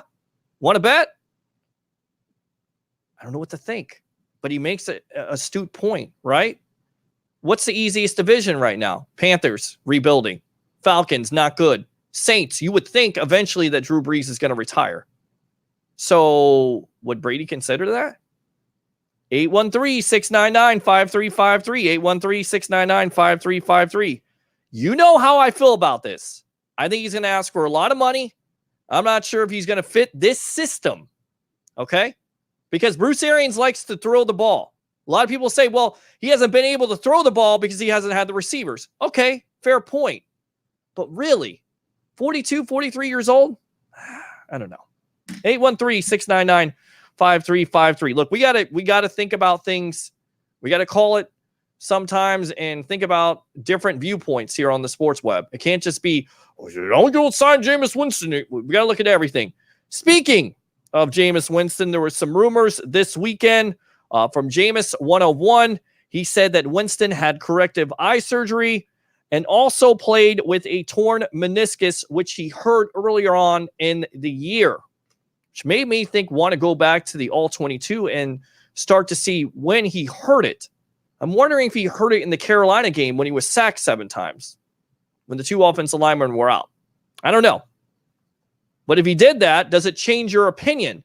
If all these rumors are true about Winston from Jameis 101, are you more inclined to want him to be signed? 813-699-5353. 813-699-5353. Played through a fractured thumb. Possibly played through a torn meniscus for a knee. And he got corrective eye surgery. What do you think? 813-699-5353. All right, let's read some more comments here, and then we will go into the mock drafts tonight from Nick Citro. Also want to get into offensive lineman that I would like to have, who a lot of Facebook people say, no, you can't sign him. You're going to ruin your cap forever. That's not the way you do business. I'm going to tell you why you do business that way here on the sports web. All right, Rednecks and Guardians look good. How do you like the new Major League Baseball postseason change 2020? No idea what the postseason change is, Corey Brown. Maybe you should call me and let me know. The only thing that I've heard about is the trade being done between the Red Sox and Dodgers yesterday, making that official. The Vipers have a ton of potential. Great job moving the ball. Just need to learn to finish. Murray's too nervous in the pocket with little adjustments. We will definitely grab this W this weekend. Join the Tampa Bay Vipers pit on Facebook. I like it. Thanks a lot, Michael. Appreciate it. I say hi. You say hi. Everybody say hi. Ready? Hi. Peter loves Paula Abdul. What's not to love? Cold-hearted snake, right? Enough of Peter's pickle, Keith. Jeez. Once again, Ben Cornett taking over for Corey Brown. Trolling at 1,000. Great job, Ben, bringing absolutely nothing besides your trolling ass like you always do here on the Sports Web. Appreciate you. Blake Anthony is your guy for the draft profile. Mock Draft Monday every Monday until draft day. Okay, so tune in to the Blake Anthony show. He says Javon Kinlaw, and he gave his reasons. Buccaneer great Randy Grimes is in the house. Wow, awesome. Love Randy. Love watching him growing up. It's a great pickle. It's a grand pickle, the best pickle. Everyone's saying it. It's the best pickle. Awesome. Bucks Report, you would know. Johnny Manziel should sign with the Vipers. Don't think that's going to happen, Corey Brown. Definitely want to hear from you. 813-699-5353. 813-699-5353. You guys are something else. We value pickles. Pickles' lives matter. They do. Peter will be here to be your Valentine. I will. Friday night, I will be here. Keith Larson, ew. Of course, Ben, you're going to go back to 5th grade with the ew. They're delicious. Thanks, Peter. Absolutely, Jeremiah. I can't believe how so many people want Johnny Manziel to succeed and hasn't done anything, but don't want Winston to do anything. He's breaking records. Yes, it's just easy to say, right? They just don't like him. Pound that share button and help Peter grow. Okay? Is that Blake? It is. Let's see. I'm here. You can start. Good stuff, Milo. Appreciate it. Why don't we talk about the best team in Tampa, the Lightning? Well, why don't you call the evolution of sports talk television if you want to talk about Tampa Bay Lightning? Did I ever get on this show and say you can't talk other sports? Have I ever said that? Have I ever said, you know what? We're talking strictly Bucks tonight, and that's it? Because there are some trolls on here to go, this is Bucks Report. You can only talk Bucks.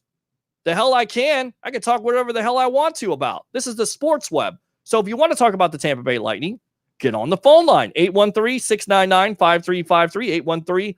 813-699-5353. What about Wirfs? I knew who you were talking about, Jeremiah. The tackle from Iowa would be a great pickup. Andrew, I wouldn't hate Penzia from Iowa either. Absolutely. We've interviewed him a couple years ago from the Outback Bowl. If that's Andrew from Canada, definitely keep on tuning in. Appreciate you, bud. Let's see. This coach took no responsibility for his bad calls. Just blame the players. Terrible leadership. Talking about Trestman? Okay. I love JPP, but if they don't re-sign and he falls, I think would be awesome asset along Big V. And that would be Javon Kinlaw. But here's the thing. Once again, we go back into this, right? He was talking about Eason. The only way I can see them drafting Eason is two things. Number one, if they franchise Winston and they're saying, you know what, we don't believe in him, we're just going to sign him for 1 year. If he doesn't work out, we're going to get somebody to develop under him. Or you go the veteran route, you sign a Phillip Rivers or somebody like that, and then basically you would draft one because you know that Rivers or a veteran quarterback isn't going to be around for no more than 1 or 2 years. That's the only way I see them drafting. I don't see them drafting a rookie quarterback unless this organization basically says we've given up on Winston. And then if you come to that conclusion that you gave up on Winston, then why are you signing him in the first place? Doesn't make any sense. And once again, the rumors were put out there by Jameis 101. He had corrective eye surgery. He supposedly played through a torn meniscus for his knee. And of course, we know that he played through a fractured thumb. So does that change your mind about Winston and signing him with the Bucks? 813-699-5353. 813-699-5353. Someone has had a few drinky poos. I guess they have. Same. Corey Brown, Bucks will draft running back Akers at 14. Don't think so. Corey Wisely says all these Phillip Rivers talk is nonsense. I think so too. Dude, Blake Anthony mock draft had us drafting linemen in the first. Well, I guess he changed his mind. Sue probably not going to be back. You're too nice to this man. Haha. Well, I'm nice to everybody. Got to be nice. I can't be a mean person because you're calling my show. And it's not on the radio and it's not on TV. It's on Facebook. It's streaming.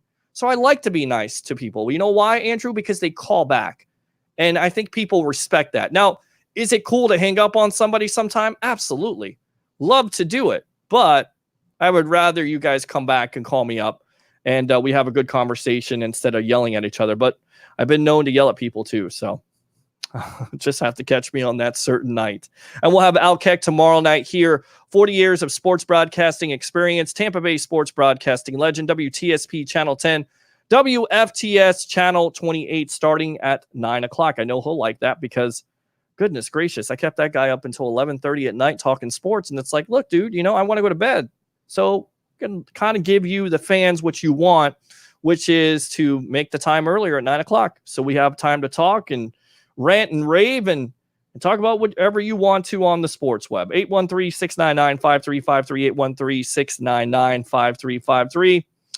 I'm trying to figure out why the Vipers couldn't score from the 1 yard line in the fourth. Yeah, I'm trying to figure that out too. I don't know. Let's see. Andrew, that was the beer talking. Come on, don't make fun of Jeremiah. Jeremiah's okay. God bless Peter. Appreciate you, Jeremiah. Don't forget the PBR, Peter. All right, Derek. Vernon says they went O-line and D-line. I'm cool with that. Well, okay, what did I miss? I don't know what you missed, but you're here, so that's good. I saw some wide receivers that were pretty decent.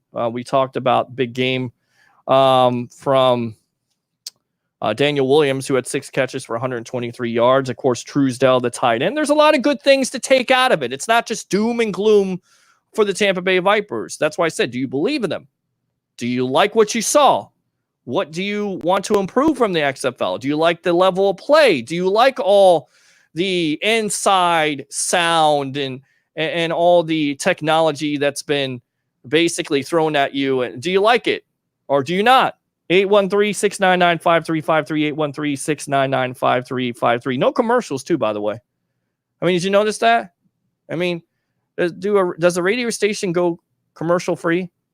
I mean, they give you every opportunity to call in and give your comments. I mean, how do you do that? How does the show do? Oh, we do it here. That's why we call it the evolution. There you go. You got commercials at the first of it. You like 1 minute, 1 minute and 30 seconds of commercials. Then after that, it's just all me, you talking. That's it. Will Man, happy hour. All right. Will you try veggies in your omelet? Yes. I lost a bet to Tampa Bay Ray Kennedy. We had to set that up at a restaurant. So yes, I will try veggies in an omelet. And if I don't like it, I won't eat it, but I'll at least try it. I've tried it before. I didn't like it, but I lost the bet. So now I got to eat it. All right. Now get off my back. My dad called, so I missed the call. It's okay. Derek Brooks for general manager of the Bucs. I don't know if he wants that job. And I hope that we're not talking about Derek Brooks as the general manager, because if we are, then that means that 2020 was a complete failure. And they're so close. They're 7-9. They're not that far away. They're really not. And they could have won 10 or 11 games, right? So hopefully Jason Light's not a failure. Barber would be better. A lot of people say that. Great call once again, Andrew from Canada. Appreciate you. Somebody says blame Canada. That's a great, not blame Canada, but I know what that's from. South Park movie. That was funny. Why didn't they make a sequel of that, by the way? Huh? That was good. They couldn't make a sequel of that? Oh, they couldn't do it these days. Everybody's too offended. Nobody can joke around. Just kidding. But their beer and bacon is so good. Man, and who doesn't like beer and bacon? I mean, I'm not the biggest beer fan, but man, bacon? Geez, I think I'm going to die of bacon because I eat so much of it. Bacon, cheese, and eggs. Now that is how you eat eggs. Bacon, cheese, and eggs. That goes together like peanut butter and jelly. Bacon, everything that it has bacon on it usually goes together good. Even a chicken sandwich. Bucs need to grab a running back in the 3rd round. We'll get to that mock draft from Nick Citro. Want you still to check it out. I saw a thing on ESPN where the Bucs could sign Godwin to a 4-year, $36 million deal. Certainly possible. They have enough money. I mean, that's what it comes down to, right? $94 million. What are they going to do with it? Who is going to get the money? Like my dad used to say. God bless you, Dad. Live here from RPB Studios. Pay me the money. Leave the money on the table. Who's getting that money? Who's putting that money on the table? Is it for Winston? Is it for Sue? Is it for JPP? We think it's definitely for Shaq. Shaq even said he'll take less money. Less money? Whoa. because he likes to play here? Mind blown. You mean the team that actually gave him an opportunity to get starting time and have 19 and a half sacks, he would take less money because he feels comfortable in the system. Huh. Imagine that. Isn't that amazing? That's a guy that's got his head screwed on in the right place, right?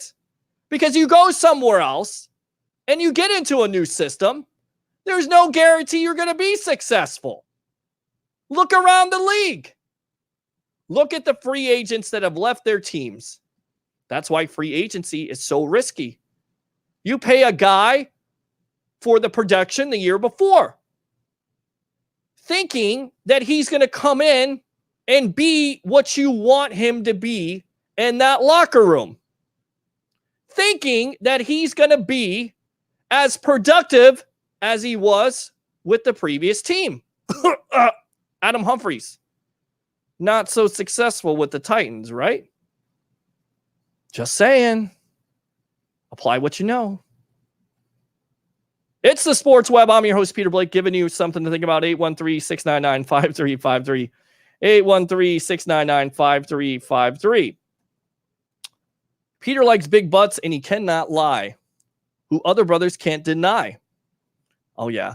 I know it. German beer is better. I've had it before. It's good. Went down for a vacation down in Miami. The last time, you know, I was on vacation the last time? 2012. You know how I remember that?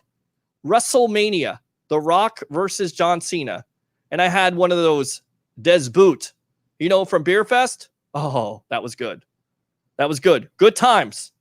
2012 to 2020. How many years is that? 8 since I had a vacation? Man, I need a vacation sometimes with all the Winston talk and all the talk you guys put out every night. But I love it. That's why I'm here. How do you feel about the cornerback position? Feel good. I mean, right, it just depends on, you know, if they're going to carry it on. And we've been here before, right? Like, defense is impressive in 2016. You come to the next year, you have expectations. They're getting more comfortable, and it doesn't work out. So that's why a lot of people are saying you got to sign JPP. You got to sign Shaq Barrett. You got to sign Ndamukong Suh and NASA because you don't want to ruin the chemistry of the defense. But the difficult thing is, if you have to devote the money to the quarterback side and you have to devote the money to Shaq, even if he takes less, he's still going to have who is going to be left off? Who's not getting that money? Who's going to be on the outside looking in? Could it be Ndamukong Suh? Could it be Carl Nassib? Could it be JPP? What do you think? 813-699-5353. 813-699-5353. To answer your question, I like how the corners came on last year. Do you know why that was predicated on? Leo Word? Pressure up front. Get the pressure up front. Take the pressure off your back end. You don't build a team from the back end up. You build a team up, front to back. And you get pressure on the quarterback. It takes pressure off of those corners. So I like what they did. Can they carry it on? Jamel Dean was impressive as a rookie. Sean Murphy Bunting was impressive at times. Early on wasn't so good. But what happened when they got rid of Vernon Hargraves? It opened up that playing time. That's the reason why I don't necessarily think you can go into free agency and sign a veteran corner, because you're going to take that time away from those young corners. Do you want to do that? Do you want to stunt their growth? That's the reason why you want to bring up a veteran presence, a backup for Jameis Winston. Because if he's your guy, you don't want to stunt the growth. He's still a young quarterback. That's the choice. That's what we have to see what happens. And we'll have you covered. I've already asked the boss man, and I already asked the other job, which I do sales, which I talk to a lot of people every day that have a killer personality. And if you know what that means, basically, you want to shoot yourself because you talk to those people. They have the killer personality. Taking off one of those days to give you free agency coverage here on the Sports Web. What other Bucks platform does that? Huh? 813-699-5353.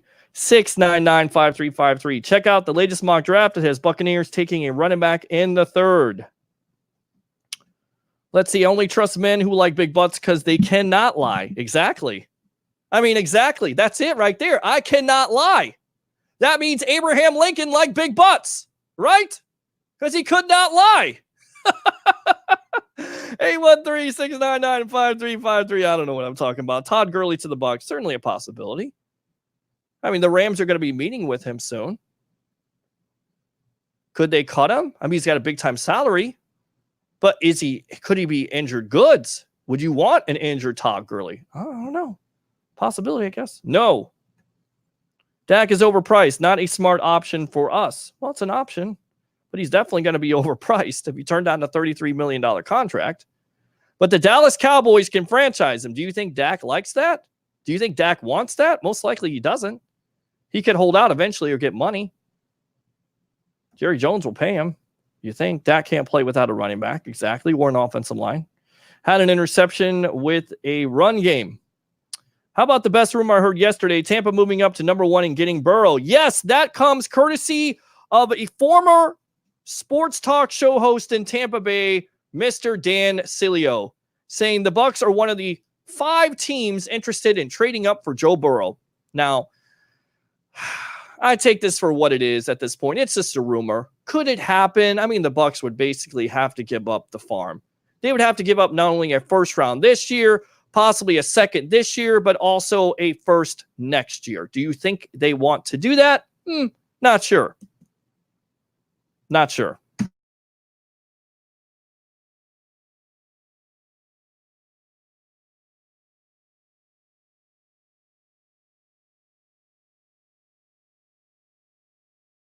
A little bit far-fetched. All right, let's see here. Vernon Swego, you can say the same for Jameis Winston's best years with Doug Martin, ironically. Well, first year, rookie year, 25-15. Cam has speed and arm, plus makes good decisions. Cam is my choice to bring to the Bucs. That would be Cam Newton, certainly a possibility. Tampa wins, goal bolts, good stuff. 2-1 overtime win, and that was a big game tonight versus Columbus. Scene of the crime. You didn't think I knew about the Tampa Bay Lightning, did you? I do. I watch all sports. Tampa Bay Lightning got swept last year by Columbus. The scene of the crime. They go back to Ohio and take care of business. Great job by the Tampa Bay Lightning. Kucherov, good. He didn't show up in last year's series, so he was due. And, of course, Stamkos didn't play tonight in that game. They're also without Ryan McDonough. I told you I knew what I was talking about with hockey. The thing is, Winston showed that he can only play in BA system without a 25. All right, Tampa Bay, Ray Kennedy, best of the Bay. Welcome to the evolution of Sports Talk Television. What's up, brother Peter? How are you tonight? I'm doing good, buddy. I'm doing real good. How are you doing, brother? Brother. Brother. I'm good, except for speculation. It's the root of all evil, and I love it. Obviously, what would that's what we do, and it's funny. Ironically, that's what Buccaneer fans have done since forever.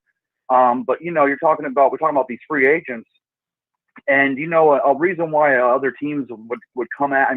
Don't get me wrong. JPP and Dominican Sue, definitely Shaq Barrett, even a Bo Allen free agent. Sure. Teams reach out to get a free agent like that, and they're going to pay like that, usually because they're bringing them from a system. We always harken back, and we're not old men just going back to the glory days, but back when Tony Dungy was the coach and the system had been in place for 5, 6, 7 years, you're going and you're getting an institutional player that's been part of a winning program, and they're going to bring that there. Now, I'm not saying Todd Bowles and Bruce Arians and the boys haven't started to build that here, but it's only 1 year in now. They've had great success. We saw, especially there at the end of the year, we saw so much to be excited about. But other than just pure talent, which they do have, I don't see any teams out now. The thing that interests me though is it's like a JPP. Now I know I'm not saying JPP doesn't like it here, but Hartman going back to where he got in the accident down in Miami, down there in Dade County when he got in the accident last offseason. So obviously I'm going on a limb here, and I'm assuming he lives down there or he has a residence down there, so he likes it down there. Sure. So would a Flores reach out for a JPP and possibly spend a little bit to bring a player like that to a defense? Because Flores being a defensive minded coach and what he's putting in place down there in Miami, that would possibly make sense. But certainly possible. Ndamukong Suh, it's possible because you overpay for a player like that. It's certainly possible, but then it goes down to, does JPP want the money?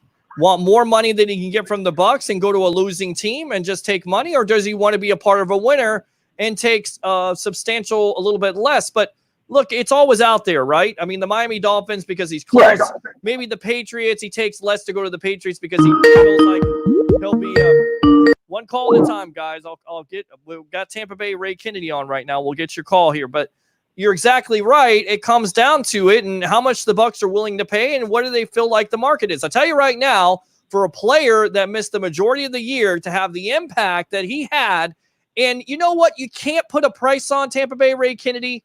It's not only chemistry, but it's that leadership. It's that leadership quality that you can't put a price on. It's what he brings to the locker room. It's what he brings to the defense that you don't want to lose. We go back to that game last year and I forget exactly which game. I think it may have been Tennessee, where they're in the locker room, in the post-game locker room, and a couple of the defensive backs were talking about a young lady that was sitting in the stands, and they happened, and I forget who they were interviewing, but they happened to catch some of that. And remember JPP? Yes, I heard the interview. I know where it's from. I heard it, and I laughed talking about it. And you can imagine talking about white women. That's what he said. You guys, we just lost, and you're talking about white women. And I have a feeling that it was Vernon Hargreaves, and that's why he's not on the team anymore. I mean, well, that would be the only coverage. That would be the only thing he covered last year. I don't know if he even covered that at that point. Well, but that's the leadership you're talking about. That's the kind of the vocal in the locker room. But I think to a man, I can't speak for them, not knowing exactly what they're thinking, but I would think that the players on the defense, and let's talk about a Shaq Barrett, okay? Sure. I mean, this guy learned for 5 years behind Von Miller, and he played in that Denver defense, and he came here and he balled out. The guy just had a phenomenal year. Yeah. I'm not going to say he's a system player, but you and I both know, I think all the Buccaneer fans out there know that a lot of his success last season was predicated upon what they were putting together with this defense. You're starting with Vita Vea right up the middle, and you're starting with Devin White, who came on at the end of the year, and it basically allowed Shaq to go free range. Now, I don't know him personally, but it seems to me the kind of player that's going to do a quick money grab to just go somewhere. And I don't think the Bucs are going to underpay him or under offer him to where he's going to feel offended. Like, he has to go somewhere. But I want to work it back to, first of all, trading up to get a Joe Burrow. I mean, I know that's just crazy. And, Dan Sileo, there's an irony there that his last name is, Silly. And I respect Dan. I respect some of the things he says. But, for the Bucs to sell the farm, give up a 1 and a 2 and a 1 next year for a team that's not even battle tested, that's still 2 years, that's still putting a team in place, we can't. In 2001, we give up the farm to bring in John Gruden, okay, and we bring in Lombardi home. Let's not kid ourselves. You give up the farm now to bring in a rookie quarterback, you are taking 5 steps backwards in trying to continue to develop this team. And would I want to win in Lombardi or go deep in the playoffs next year? Yes, I do, and I hope we do. But you give up the farm to try to develop a first-year quarterback. And Joe Burrow is a fantastic quarterback, not to put the kid down. Sure. But, that's just a silly thing. Obviously, Jameis is... Right, Ray. If it costs you 2 first-round picks and a plethora of picks, Leo Word, and you don't get it done and it blows up in your face, then basically, most likely you're fired. And then on top of it, you don't have any. I mean, I'm just putting it out there.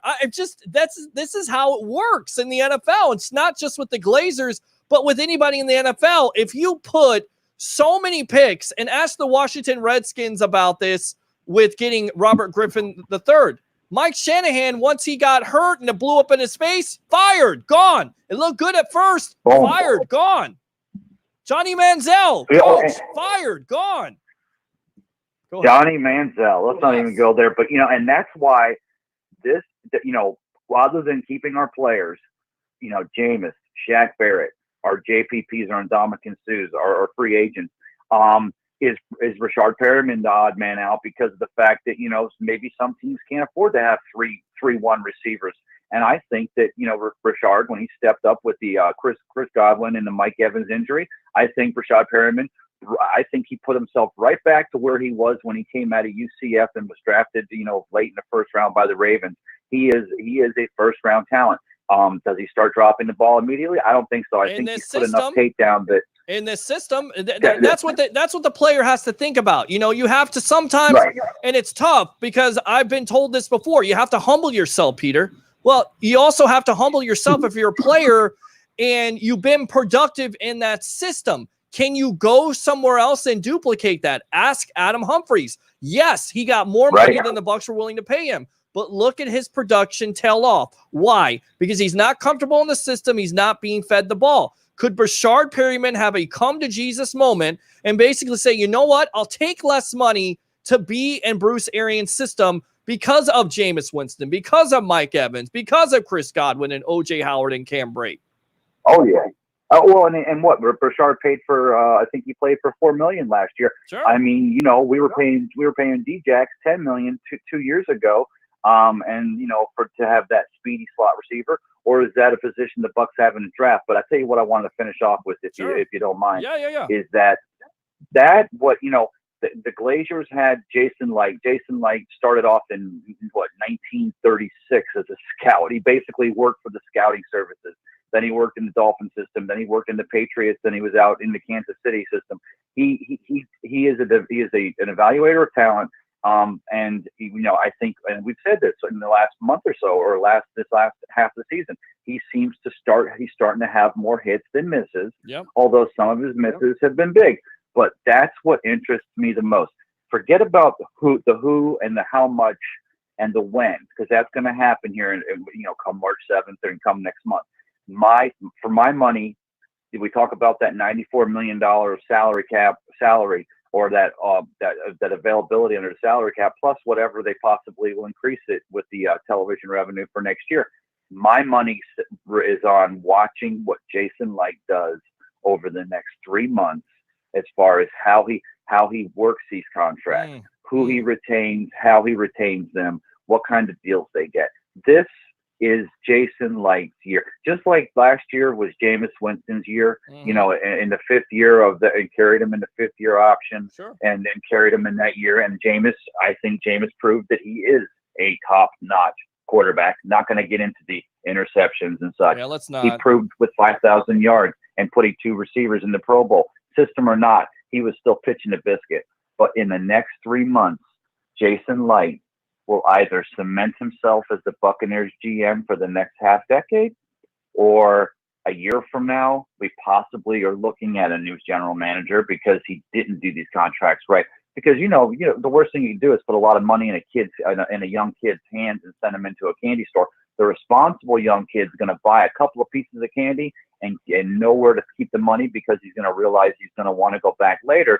Obviously, a beyond irresponsible kid is going to go in the candy store and buy everything, end up with some things he really didn't want, and at the end of the day, not have any extra money to go after more candy when he needs it, or in the Bucs case, in case of injury, or as we continue to develop this team, we want to keep that salary. So that's where I'm very interested to see how Jason Light, and you know, Peter, Jason Light's staying up at night right now. He's probably, you know, spending every night going over the numbers and over the numbers.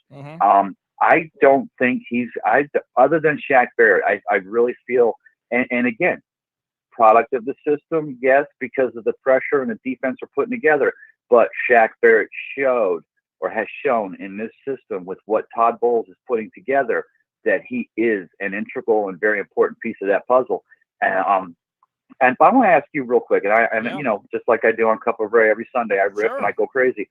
What do you think, other than saying offensive line, other than saying we could use this, or other than, you know, some of the prognosticators out there saying the Bucs go with maybe an edge rusher because of an aging JPP or a possible JPP not being here to continue developing that system, do you feel the Bucs stay put at number 14? No. Or do you think that they're looking to move back and possibly, go? I think I think they're willing to move up. I think it's that type of year. Yeah. I feel, look, like you said, the Super Bowl is in their own backyard. They have lots of money to play with. They've always moved back and gotten picks and then built this team up. Maybe they feel this year, and this could be a part of the Glazers. Glazers could be going to Bruce Arians. Arians could be going to Glazers. Say, look, we need a couple more pieces, and we feel like we're a playoff team. And Ray, you know, if you get into the playoffs, you never know what's going to happen. I'm not going to sit here and say they're going to win the Super Bowl, but I'm not going to sit here and say they can't if they get on a hot run.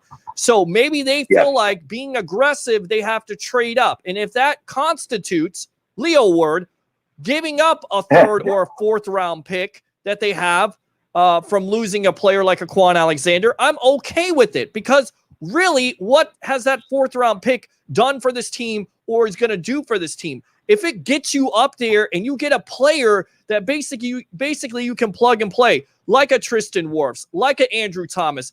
Let's say there's an edge rusher. Let's say something happens to Chase Young and he runs a bad 40 time and slips down, and that gives you your edge rusher. Crazier things have happened. Rumors come out. That's why you have to continue to watch. You got to continue to watch the combine.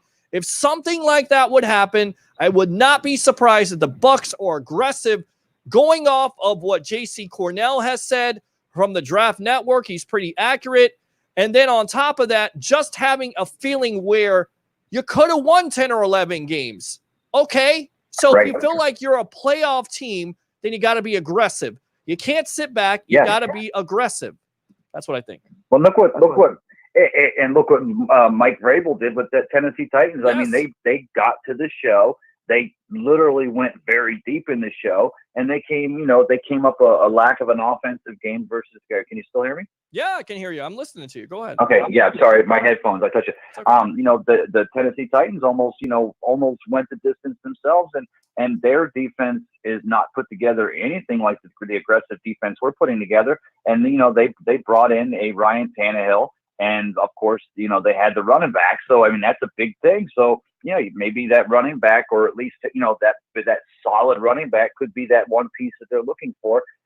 Where do you think of DeAndre Swift goes in the draft? Do you think he's a top 15, or do you think he's just a first rounder? I think it's certainly possible. I mean, you've seen running backs before, and everybody says, well, you can get a running back in the second or third round. Yeah, you may be, but who knows? This guy could be the next Todd Gurley, right? So if he's the next Todd Gurley, where did Todd Gurley? He was a top 10 pick. Melvin Gordon, 15. Ezekiel Elliott, 4. Leonard Fournette, 4. Those teams have been successful to a certain degree. Fournette in his rookie year, taking and leading that offense to the AFC Championship. Don't know what happened after that. Basically, guy got hurt, dropped the ball, defense went down, quarterback play was awful. But the point is that if that player is your guy on the board, whether it's a running back or not, and you feel like he's going to, because, the whole conjecture thing, well, Dalvin Cook to number 19 to the Bucs. Well, I'm going to take O.J. Howard because he's better value. Well, wait a minute. You need a running game. Oh, we're going to depend on Doug Martin. Well, what happened with that? You drafted Jeremy McNugget, who didn't know a playbook. You have Doug Martin, who couldn't stay on the field, couldn't stay away from drugs, and now you have a one-dimensional offense. When basically what you should have did is taken Dalvin Cook. You tried to be the smartest person in the room, and basically you look like a dumbass. Go ahead. Well, like we talked about this over at Maloney's or wherever we were Sunday when we had our big Bucs report powwow. The fact that at the time that the fear probably was just because of the fact that that Jameis had that little indiscretion and it was still open. Nothing had come down yet about it. They were thinking maybe they didn't want to put another Florida State player there. But yeah, you remember at the time that everyone and their grandfather thought a Dalvin Cook who already had played with Jameis 1 year at Florida State, who had the talent and the speed, and who would have been a plug and play running back, would have came right in here. And I think that Dalvin's proven in the last, and as Jameis has matured, and also Dalvin, what he's done, what he's put down now in the NFL, probably a huge mistake. Still don't know what we're going to do with O.J. Howard. I don't get it. I'm not ready to give up on him yet. Right. I'm not ready to give up on him because he's a young player, but it looks bad. The optics of the situation when you struggle to have a running game, and I get it, Ronald Jones showed flashes of brilliance, but I don't know if this organization still has confidence in him going forward. You could have nipped it in the bud if you would have drafted Cook or Kamara or a Hunt. But look, hindsight is 2020. We're just guys talking about sports. We don't know what the board was like. You know, they wanted to go with a different direction. They went with a different direction. They went with Chris Godwin in the third round instead of an Alvin Kamara. Godwin looks good. Howard does not. Maybe they could have traded up in the second. They didn't want to trade up in the second because they would have to give up a third or a fourth. But at the end of the day, it doesn't look good when first your offensive line is still one of those things that you have to fix, and you continue to have to fix it, and it hasn't been fixed. And then on top of it, you don't have a running game besides Doug Martin in his rookie year when he got paid, and then after that, he was gone. No, I was going to say Rojo, you know, and you talked about what he's shown. He definitely showed. And you saw Arians pull him off the field when he missed the block, so you know that kid's working on those blocks, but he's definitely shown some of the flashes of speed that he was showing at USC, and put him in the second round. You give that kid a little bit of space. You get him to the second level, and he can make guys look stupid. Peyton Barber, I like that he's a power back. I know that he, took an extra year or two to develop because, he came out of Auburn at the age of 10. But yeah, would the Buccaneers, would we not be well served with let's go ahead and drop an old school name. Would we not have been served well with a LeGarrette Blount back there, or a Dalvin Cook, or a big power rusher, or an Adrian Peterson, who wanted to clearly come to the Bucs, and the Bucs as an organization felt like he wasn't good enough. He didn't have enough, and he has shown that he's been a productive running back. It's a lot better than what you've had. That's the point. He's a lot better than what you had. So do you go into this offseason thinking, you know what? Maybe we go out and get a Le'Veon Bell, or we go out and get a David Johnson because he's familiar with the offense to solidify that, or do we draft another one? Or do we just go with Ronald Jones? I mean, and that's risky. That's the thing. You've got to do something with that position, not only with the offensive line, but the running game. And as we talked about, they all come together. They're all conjoined at the hip, right? Go ahead. That's a Leo word. Yeah, hey, so let me ask you this: best guess, and I respect your best guess. Yes, DeMar Dotson. He's definitely not here next year. I don't think so. You think? I don't think so. I mean, 34 years old. Love DeMar Dotson. He always gives you a great soundbite. He's done a lot for this organization. A basketball player, raw prospect, played left tackle at some point in his career. Went to right tackle. He was really good. But I think he's seen his best days. I don't see him coming back unless you bring him back in a backup role, because I don't think you're going to start him. And if you do start him, then basically you're telling me it was a lot of the quarterback's problem. And that's certainly a possibility. You could say, well, a lot of those sacks were caused by the quarterback. Fair enough. I just don't know if that works out. You've got to draft an offensive lineman, even if you bring him back. So it's got to be. We saw it again. Yeah.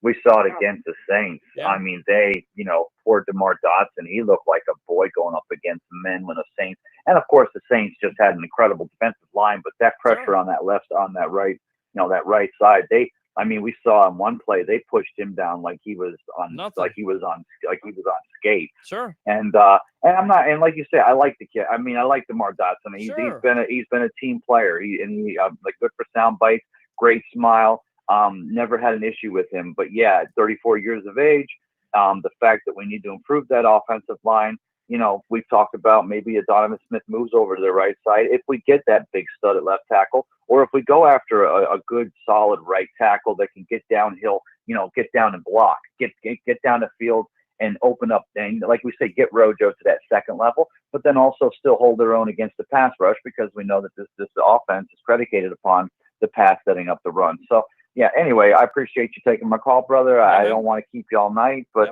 just love the show, and just wanted to call in and talk a little bit, and we'll definitely talk soon. All right, sounds good. Tampa Bay Ray Kennedy, Best of the Bay, and of course, Cup of Ray on Sunday mornings. Not a set time, but that's what I love about Tampa Bay Ray Kennedy. Thanks a lot, brother. Take care, brother. Yeah, 813-699-5353, 813-699-5353. So a lot out there tonight with you guys. Let's see what JR says. Who's the weakest link in the run game? I think it's definitely, for me, it's Peyton Barber. Like, I don't see him coming back, but the weakest link is the whole running game, because not only the offensive line, but because you can't depend on Rojo to stay in on pass protection situations. So that basically gives away your offense, right? Because when he's not on the field, then you know they're probably going to pass. But if he's on the field, you know they're going to run because they don't have confidence in the pass protect. So to answer your question, the whole deal, the whole running game, the offensive line and the running backs, O-line and Barber. Peter H. Blake, you always screw up. You shut up. Vernon Swego, when his offense is 60-30 pass run ratio, of course, you put up those kind of numbers. Well, look, I'm not going to discount it. Like, he threw a lot, but he did something that only, 9 quarterbacks have done in a lifetime in the NFL? I mean, I don't care how many times he passes. He's still got to complete those balls. You got to still throw it to the receivers and get it to him. Yeah, did he commit turnovers? Of course he did. He made some damn good throws. And he kept the Bucs in the game. All right. Brady will retire and become an offensive coordinator or quarterbacks coach in a few years. Talk was he may buy the Miami Dolphins. May have some part ownership. We'll see. What was he doing without those top wide receivers also? Do you think Dak can do that without his top wide receivers? I don't know, but Dak has had a better offensive line, a better running game than Jameis. Still haven't won as many games. Well, has he won anything? And he's had a better team around him. Put Jameis behind that line in the wide receiver. You know how I feel about this. Peyton Manning could be a good offensive coordinator. I think he may want to be in the booth. They're trying to get him in the booth. Tom Brady to the Jaguars, Panthers, or Colts. He's so confused. He just said Tampa, Saints, and Dallas, and then he said Tampa, LA, and Tennessee. Does he really think before he thinks? Or does he really think before he talks? I think that's what you're talking about. The Bucs will be a fool to bring Brady here on a 1 or 2 year deal. Brady would be the only quarterback I would allow to come in for Winston. All right, good to go. Ben says, Vernon Swego, he only played 2 games without both guys. He had 536 yards with 3 touchdowns, 6 picks in those 2 games.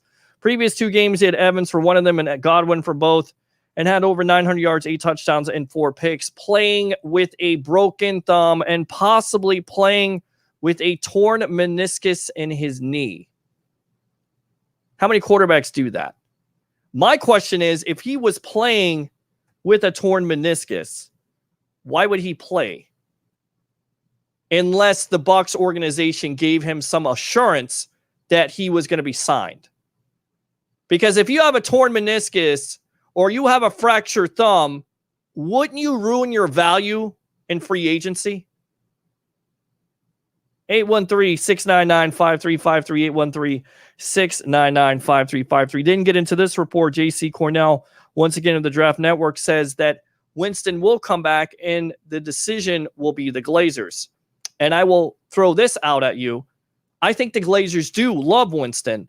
And if they wanted to get rid of him, they would have done it when the Uber thing happened. But they didn't. They stuck with him. So what makes you think they wouldn't do it now? I'm just throwing it out there. I love Hoosh back in the Cincinnati days. Him and Ocho Cinco were the stuff. Absolutely, they were. And then who did they have? Chris Henry? Was it Chris Henry is the other wide receiver who died tragically in a car accident? Crazy. Never in history, but Jeff Garcia. Bring Brady here as much as I am anti-Brady. I think he could win a Super Bowl here. I'm not sure. He's going to cost you a lot of money. Over $30 million. Lafayette, the offensive line would let Brady down. Brady would get crushed if you don't improve the offensive line. How many games did Dallas win without Zeke? Yeah, not many. Wow, that's news to me. Man, that's a tough call to dump someone who's 26 and sign someone who's 42, 43 years old, and no matter how many Super Bowl wins he has. I agree. There's a lot of people in favor of it. Hell no, get rid of crab legs, Mark Jackson says. Our O-line, they paid winos and drunks. Laugh out loud, J.R. Harris, appreciate you. For the record, there's no official confirmation about these procedures. There is no official confirmation. This is just rumor. This is just a report from Jameis 101. I'm just giving him the credit and throwing it out there. Does it change your mind if it is true? What if it is true? Does it change your mind? Does it not change your mind? Definitely makes me think. It definitely makes me think. If he was playing on a torn meniscus, if he's gotten corrective surgery with everything he's played through, how he continues to come back, This is the reason why I want to sign him, because he continues to come back no matter what. And he gives this team the best chance to win, in my opinion. Vernon Swago, 3-3 in 2017. My bad, my brother kicked my ass on a phone call. Okay. Peter, you're going to have a Bucks Report live draft party somewhere for the draft in April. Stay tuned. We're working on it. Trust me. All right, Derek. We had it last year, didn't we? Did we let you down? We had 2 days of draft coverage. 2 days. We went out to Ferg's. We did Thursday night and we did Friday night. I don't think we did Saturday. I don't think we did any Saturday. Something happened. I don't know. We couldn't get anybody together. But who knows? I definitely think we'll have something. Okay? So definitely stay tuned. Peter H. Blake, with all that cushing, you're going to get kicked off the air. Or cussing. Excuse me. Cussing. Okay. I wasn't cussing. Was I cussing? Truly believe the Bucks are putting smoke out there so they get who they really want, or they're trying to lower his value, which is what we talked about before with the Mike Florio report from Pro Football Talk. Maybe they're trying to lower his value. Yes, sir. Stay tuned for details. Shots for Peter. Not on air, my friend. Hold your horses, Peter. Shaq said he'd take a little less money, but not a significant less amount of money. Florida also has no state tax, so you have to consider that part. Well, that's an advantage. You know, when everybody says, well, you can't sign any free agents, they're not interested. Oh, really? They're not interested in a 7-9 team to play for a player's coach and Bruce Arians. Play with the quarterback that threw for 5,000 yards. Play with weapons like Mike Evans and Chris Godwin. And a defense that was getting after it. No. Or no state income tax. Beautiful weather.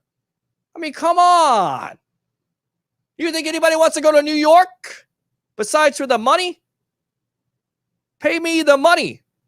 I'm not going there to go to the beaches. Maybe the clubs. Who wants to go to New York? Yeah, it's a big city, a big TV market. But the pressure, is immense. He goes to Tampa. No state income tax. Nice weather. Nice for the kids, or your wife, or your significant other, or your dog. It's a good place. Don't down it. Tampa has all the advantages of everybody else. You guys just think, you webheads just think that because they're 7-9 or they had some losing seasons, that nobody would be interested. Maybe they are. Maybe they're not. Maybe you have to overpay them. Hopefully not. 813-699-5353. 813-699-5353. Derek, see, if the rest of the O-line would take pay cuts to bolster the offensive line to sign Conklin, people, we'll get to that in a moment, and we'll get to the top offensive lineman. I'm going to save the mock draft for another night. I want you to go check it out from Nick Citro himself, and then we probably will have him on tomorrow or Wednesday night. Derek Jude Smith definitely won't. Of the 12 quarterbacks going to the combine, how many get drafted? That's a great question. I know for a fact that you could see most likely Tua, Burrow, Herbert, Love, and maybe Eason. I mean, I think there's a lot of quarterbacks. And then we talked to the kid from FIU, and he could be a draft pick. I'm going to wait on that because combine really kind of distorts everything. Like somebody can have a bad combine and they can lose draft status altogether. And then somebody has a great combine and then somebody notices that combine and they turn on the tape and go, whoa, wait a minute. We want to draft this guy. So I'm going to wait on that. But there's definitely could be about 4 or 5 quarterbacks in the first round to answer your question. All right. I hope that helps. I'll guess 7. Wow. Lightning now 3 points behind Bruins Atlantic Division. Boy, in the way they started the Lightning this year, everybody was jumping off the bandwagon. Fire John Cooper, trade this guy, trade that guy. No faith. No faith at all. Have faith. You got to have a little faith. What is that? George Michael said that? Limp Bizkit said that? Yeah. You got to have faith. When Vernon left, communication went up. We go do a GoFundMe for your day off, Peter. Like it. That's good. I always like to get paid. If Johnson gets cut by Arizona, could it be a good fit if cheap reunion with Arians? Absolutely. Now, the key is there was a report this weekend that Johnson could get cut. But if he gets cut, how much of a cap hit would that be to the Cardinals? So would the Cardinals try to trade him to a team like, say, the Bucks? Because Steve Kayam, Jason Light have a relationship, Bruce Arians. Would they trade Johnson? What would they ask for? Would the Bucks have to pay half of that salary, which would be what, $10 million, 10.2? So they pay $5 million? Or do they just outright cut him and take the cap hit? But absolutely. I've been saying David Johnson's name the last 3-4 months before any of this stuff came out. When he made the comments that he wasn't happy with his playing time, ding, ding, ding, ding, ding, ding. Connect the dots. Hello. Johnson to Tampa. That's what I was saying. Because he's had success in Bruce Arians' system. He's had the most production in Coach Arians' system. And on top of that, when you have that and you're comfortable with the player and familiar with that player, then most likely you're going to sign that player because you feel like he can give something to that offense that was missing last year. Does that make sense? Good. 813-699-5353, 813-699-5353. Months later, Peter hasn't eaten his omelet. Get on it, Ray Kennedy. We're still trying to find a breakfast place. We will. JPP will want big money. Remember, he reworked his contract this past year. So he basically already did the Bucks a solid in that regard. I don't see him doing another pay cut for this team, especially when he played well after a neck injury. I don't think he's due a pay cut, but you got to figure out how much you're going to pay him. For me, he's a must sign. I told you that. He did his due. Teddy Bridgewater. Perryman did way more than Jackson. Agree with that. Was paid way less. Perryman ain't taking less money. Let's make that clear, gentlemen. Well, he may. We don't know. No need when you got Watson and Miller. Well, Miller was starting to come on, but he can't stay healthy. Okay, and Watson, I don't know. Watson, we'll see. Bucks usually zig when they're supposed to zag when it comes to the draft. Well, they didn't zag last year. They went with Devin White. I wish they would have zagged. This is Cook's first healthy season. Fair enough. It is his first season, but he's been more productive than any running back the Bucks have had. My point, even with the injured. I think Jameis 101 is Peter Blake in disguise. It's not true. Everybody thinks that. They also think I'm Deontay Moore, which I'm not. It hasn't changed my mind about Winston. Sign him. All right, good stuff. Like it. John Lane says Tampa Bay won't be the laughingstock of the league this season. Got to have faith. Exactly. Thank you. Got to have faith. Got to have patience. I like got to have patience. They had that Super Bowl commercial. Started out so good, and then it just, so much potential, and then they just ruined it. It was just boring. They did the whole, why not have Guns N' Roses come in that commercial? I mean, what are they doing right now? They were playing at the Super Bowl. You couldn't have Axl Rose or any of those guys make an appearance in a commercial and have that in the background. I mean, come on, guys, sell it to me. 30 seconds to a minute? You're paying $4 million and you couldn't get Guns N' Roses in a commercial? Get on it. 813-699-5353. 813-699-5353. Just curious, who was the last great Washington, Oregon quarterback? Yeah, I don't think there was one. I mean, the greatness of Marcus Mariota, the greatness of Joey Harrington, the greatness of Achilles Smith. Washington. What does Washington have? What was the guy's name that got drafted by the Titans, also out of Washington? He was a bust. I can't think of it right now. Mariota, no. My first time tuning in. Appreciate you, Lisa. Good stuff. The guy that benched for Ryan Tannehill that only threw for 75 yards a game. That would be the guy, Marcus Mariota. Because we had this debate. Remember 2015? Let's go back to it. You had the Winston people. You had the Mariota people. And the people of Mariota thought, oh my goodness, Winston's not going to get drafted. He's got character issues. Lovey doesn't like character issues. But I'm here to tell you right now that was Lovey's guy. That was Lovey's guy. That was the Glazers guy. He fit the offense at the time. At the time, until they changed the offense, took away the running game. Oh, we're going to draft a quarterback at Florida State who's great with pass play action, but then take away the running game. Does that make any sense at all? Help me out here. 813-699-5353. 813-699-5353. Thought you went there, their college career. Yes. Thought you meant his college career. Yes, they weren't good in the NFL. Who was the, look that up, Keith, or somebody. Quarterback for Washington who was drafted by the Titans. Jake something. I don't know what it was. Definitely not Mariota. Definitely not. Let's see. Warren Moon went to Washington. How many years ago was that? I mean, but it comes down to it. Like, how many Florida State quarterbacks were good? how many Florida quarterbacks were good? I mean, you take a case by case. LSU. We're not going to draft Joe Burrow because, what's his name? Purple Drink wasn't so good. Jamarcus Randall or Jamarcus Randall. Jamarcus Russell. It's late. Let's see. Jameis was the Glazers guy. Lovey had no choice but to agree with it. Lovey was on it. Lovey had the final say. I know that for a fact. I talked to somebody. Don't doubt me on it. I talked to somebody this weekend about it. It's a true source. Jake Locker. There you go. The greatness of Jake Locker. There you go. Everybody all together. Jake Locker. Yes, I'm getting old. Who is that? Jarvis Wesley. Okay. Thank you, Jarvis, for tuning in here on the Sports Web. Open phone line. Let's go into who I think they should sign in free agency. I like Jake Conklin, and it seemed to cause a stir with Facebook. People were saying, well, he's going to cost you a lot of money. Well, here's the thing. If the Bucs decide, you know what, we're not going to sign Sue or we're not going to sign JPP, then you have to believe that they're going to devote that pick to the defensive line.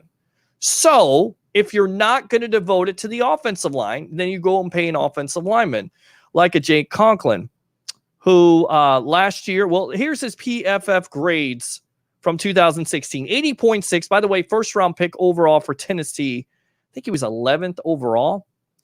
2017, 71.9. Dropped down in 2018, 66.8 because of a torn ACL.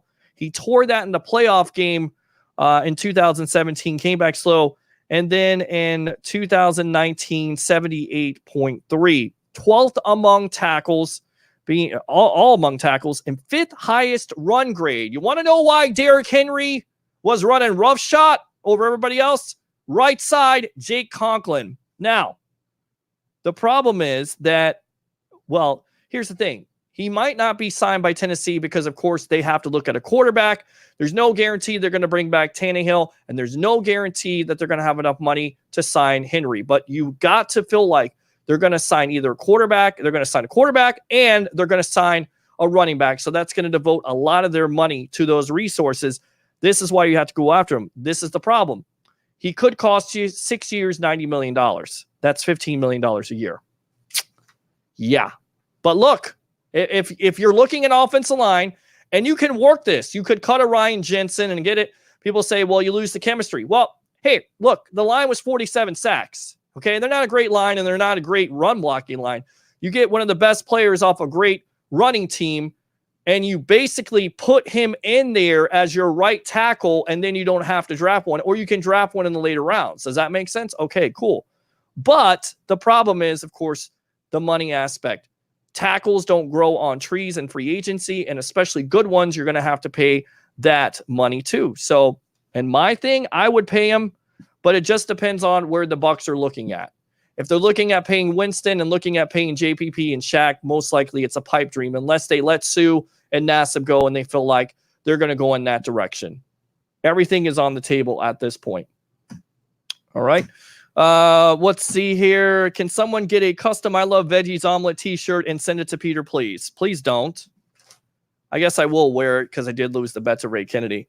We're still looking at here. Let's see what Ben says. Just because someone in the organization told you Lovey was on the Winston bandwagon doesn't necessarily mean it was true.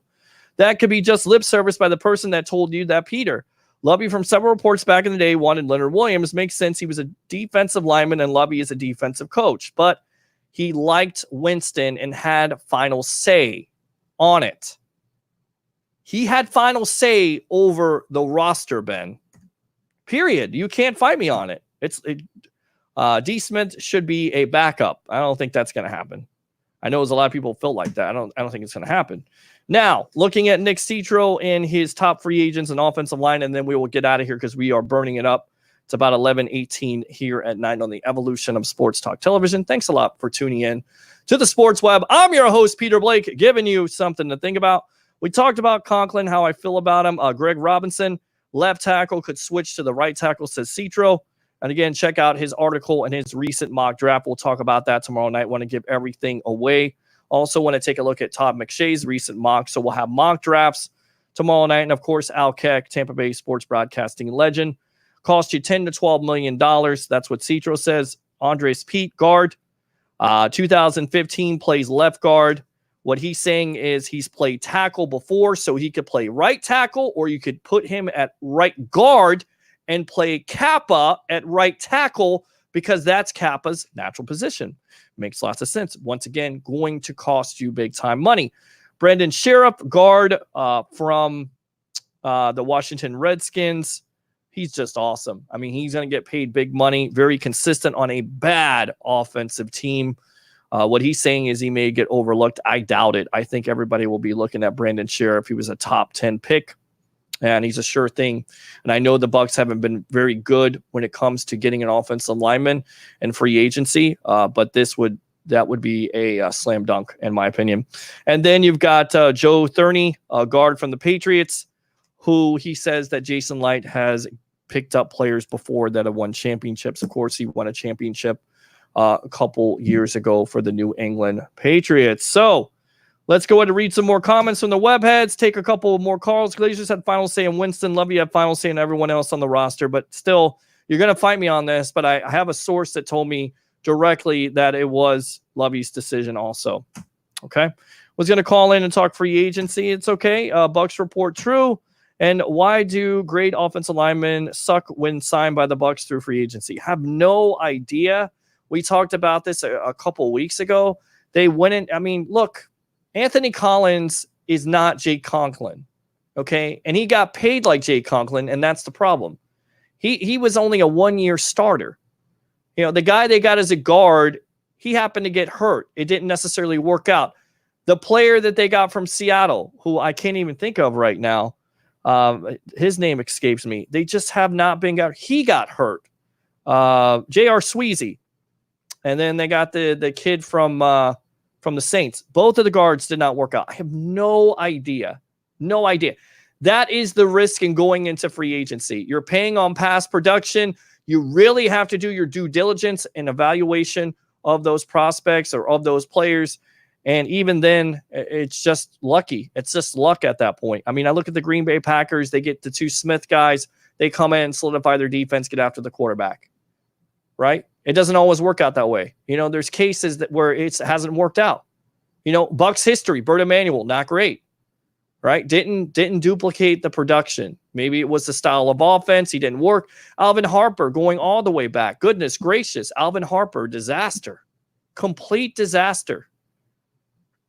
I mean, it's happened. It really has. So, Will Man bleeds pewter and red. Well, that's good. We like those guys, Lisa. And thanks a lot for tuning in, Lisa Gray. I said Gary. I said Lisa Gray. Sorry about that.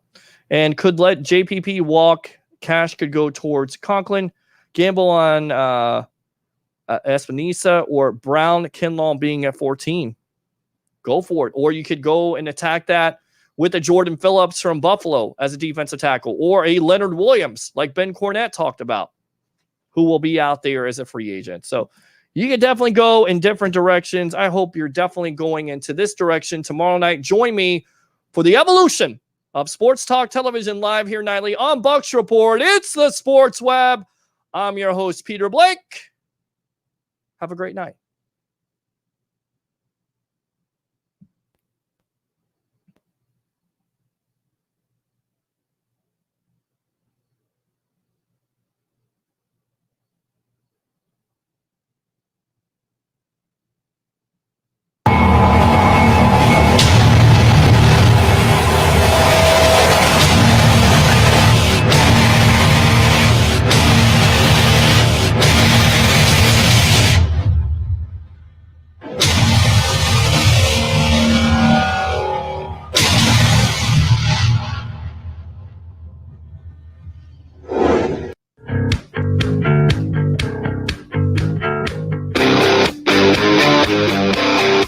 You're now in the Sports Web, a sports talk show for the hardcore fan. Bring your passion, bring your excitement, just don't bring any nonsense.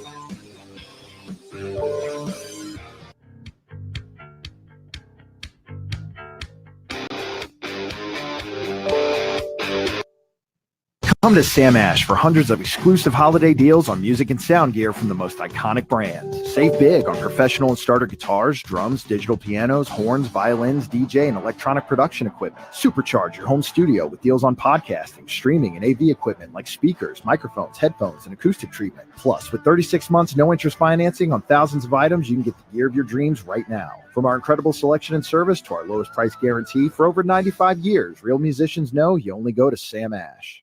At Life's a Beach Realty, we're all about life on the beach. Stunning Panama City Beach and one of the most beautiful properties on the Gulf Coast, Shores of Panama.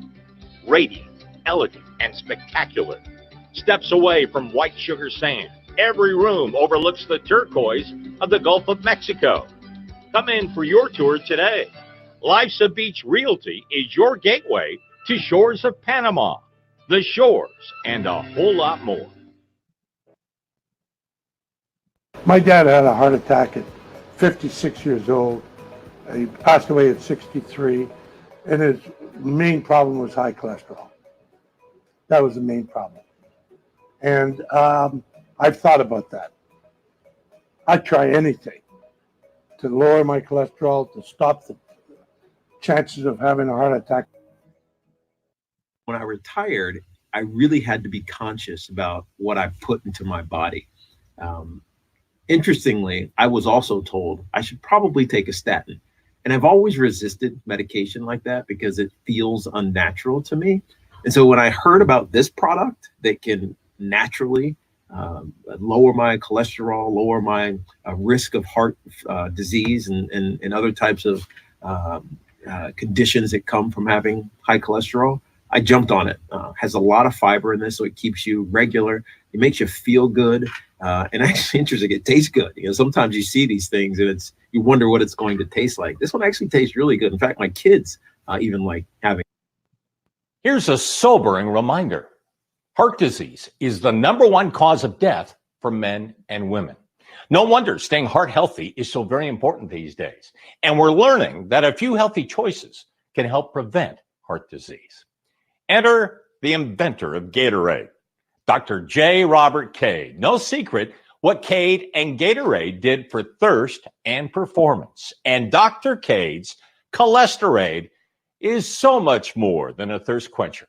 Cholesterade is a refreshing, high-fiber natural drink that could dramatically lower cholesterol and reduce the risk of heart disease. In fact, Cholesterade has twice the fiber of any other product on the market today.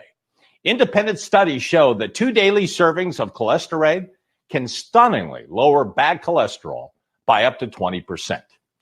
Dr. Cade knew firsthand the troubles of high cholesterol and adverse side effects of cholesterol-lowering prescription medications, also known as statins. Dr. Cade knew that a daily increase in fiber could lower the levels of cholesterol, so Dr. Cade invented Cholesterade as much for himself as anybody. Cholesterade is a powder that is mixed with water or juice. Cholesterade is all natural, no preservatives, gluten-free, and probiotic with natural flavors. Studies have shown lower cholesterol numbers without the use of prescription medication. Cholesterade helps all people looking to add fiber to their diet. Cholesterade, combined with a healthy diet and exercise, can help you get your cholesterol under control.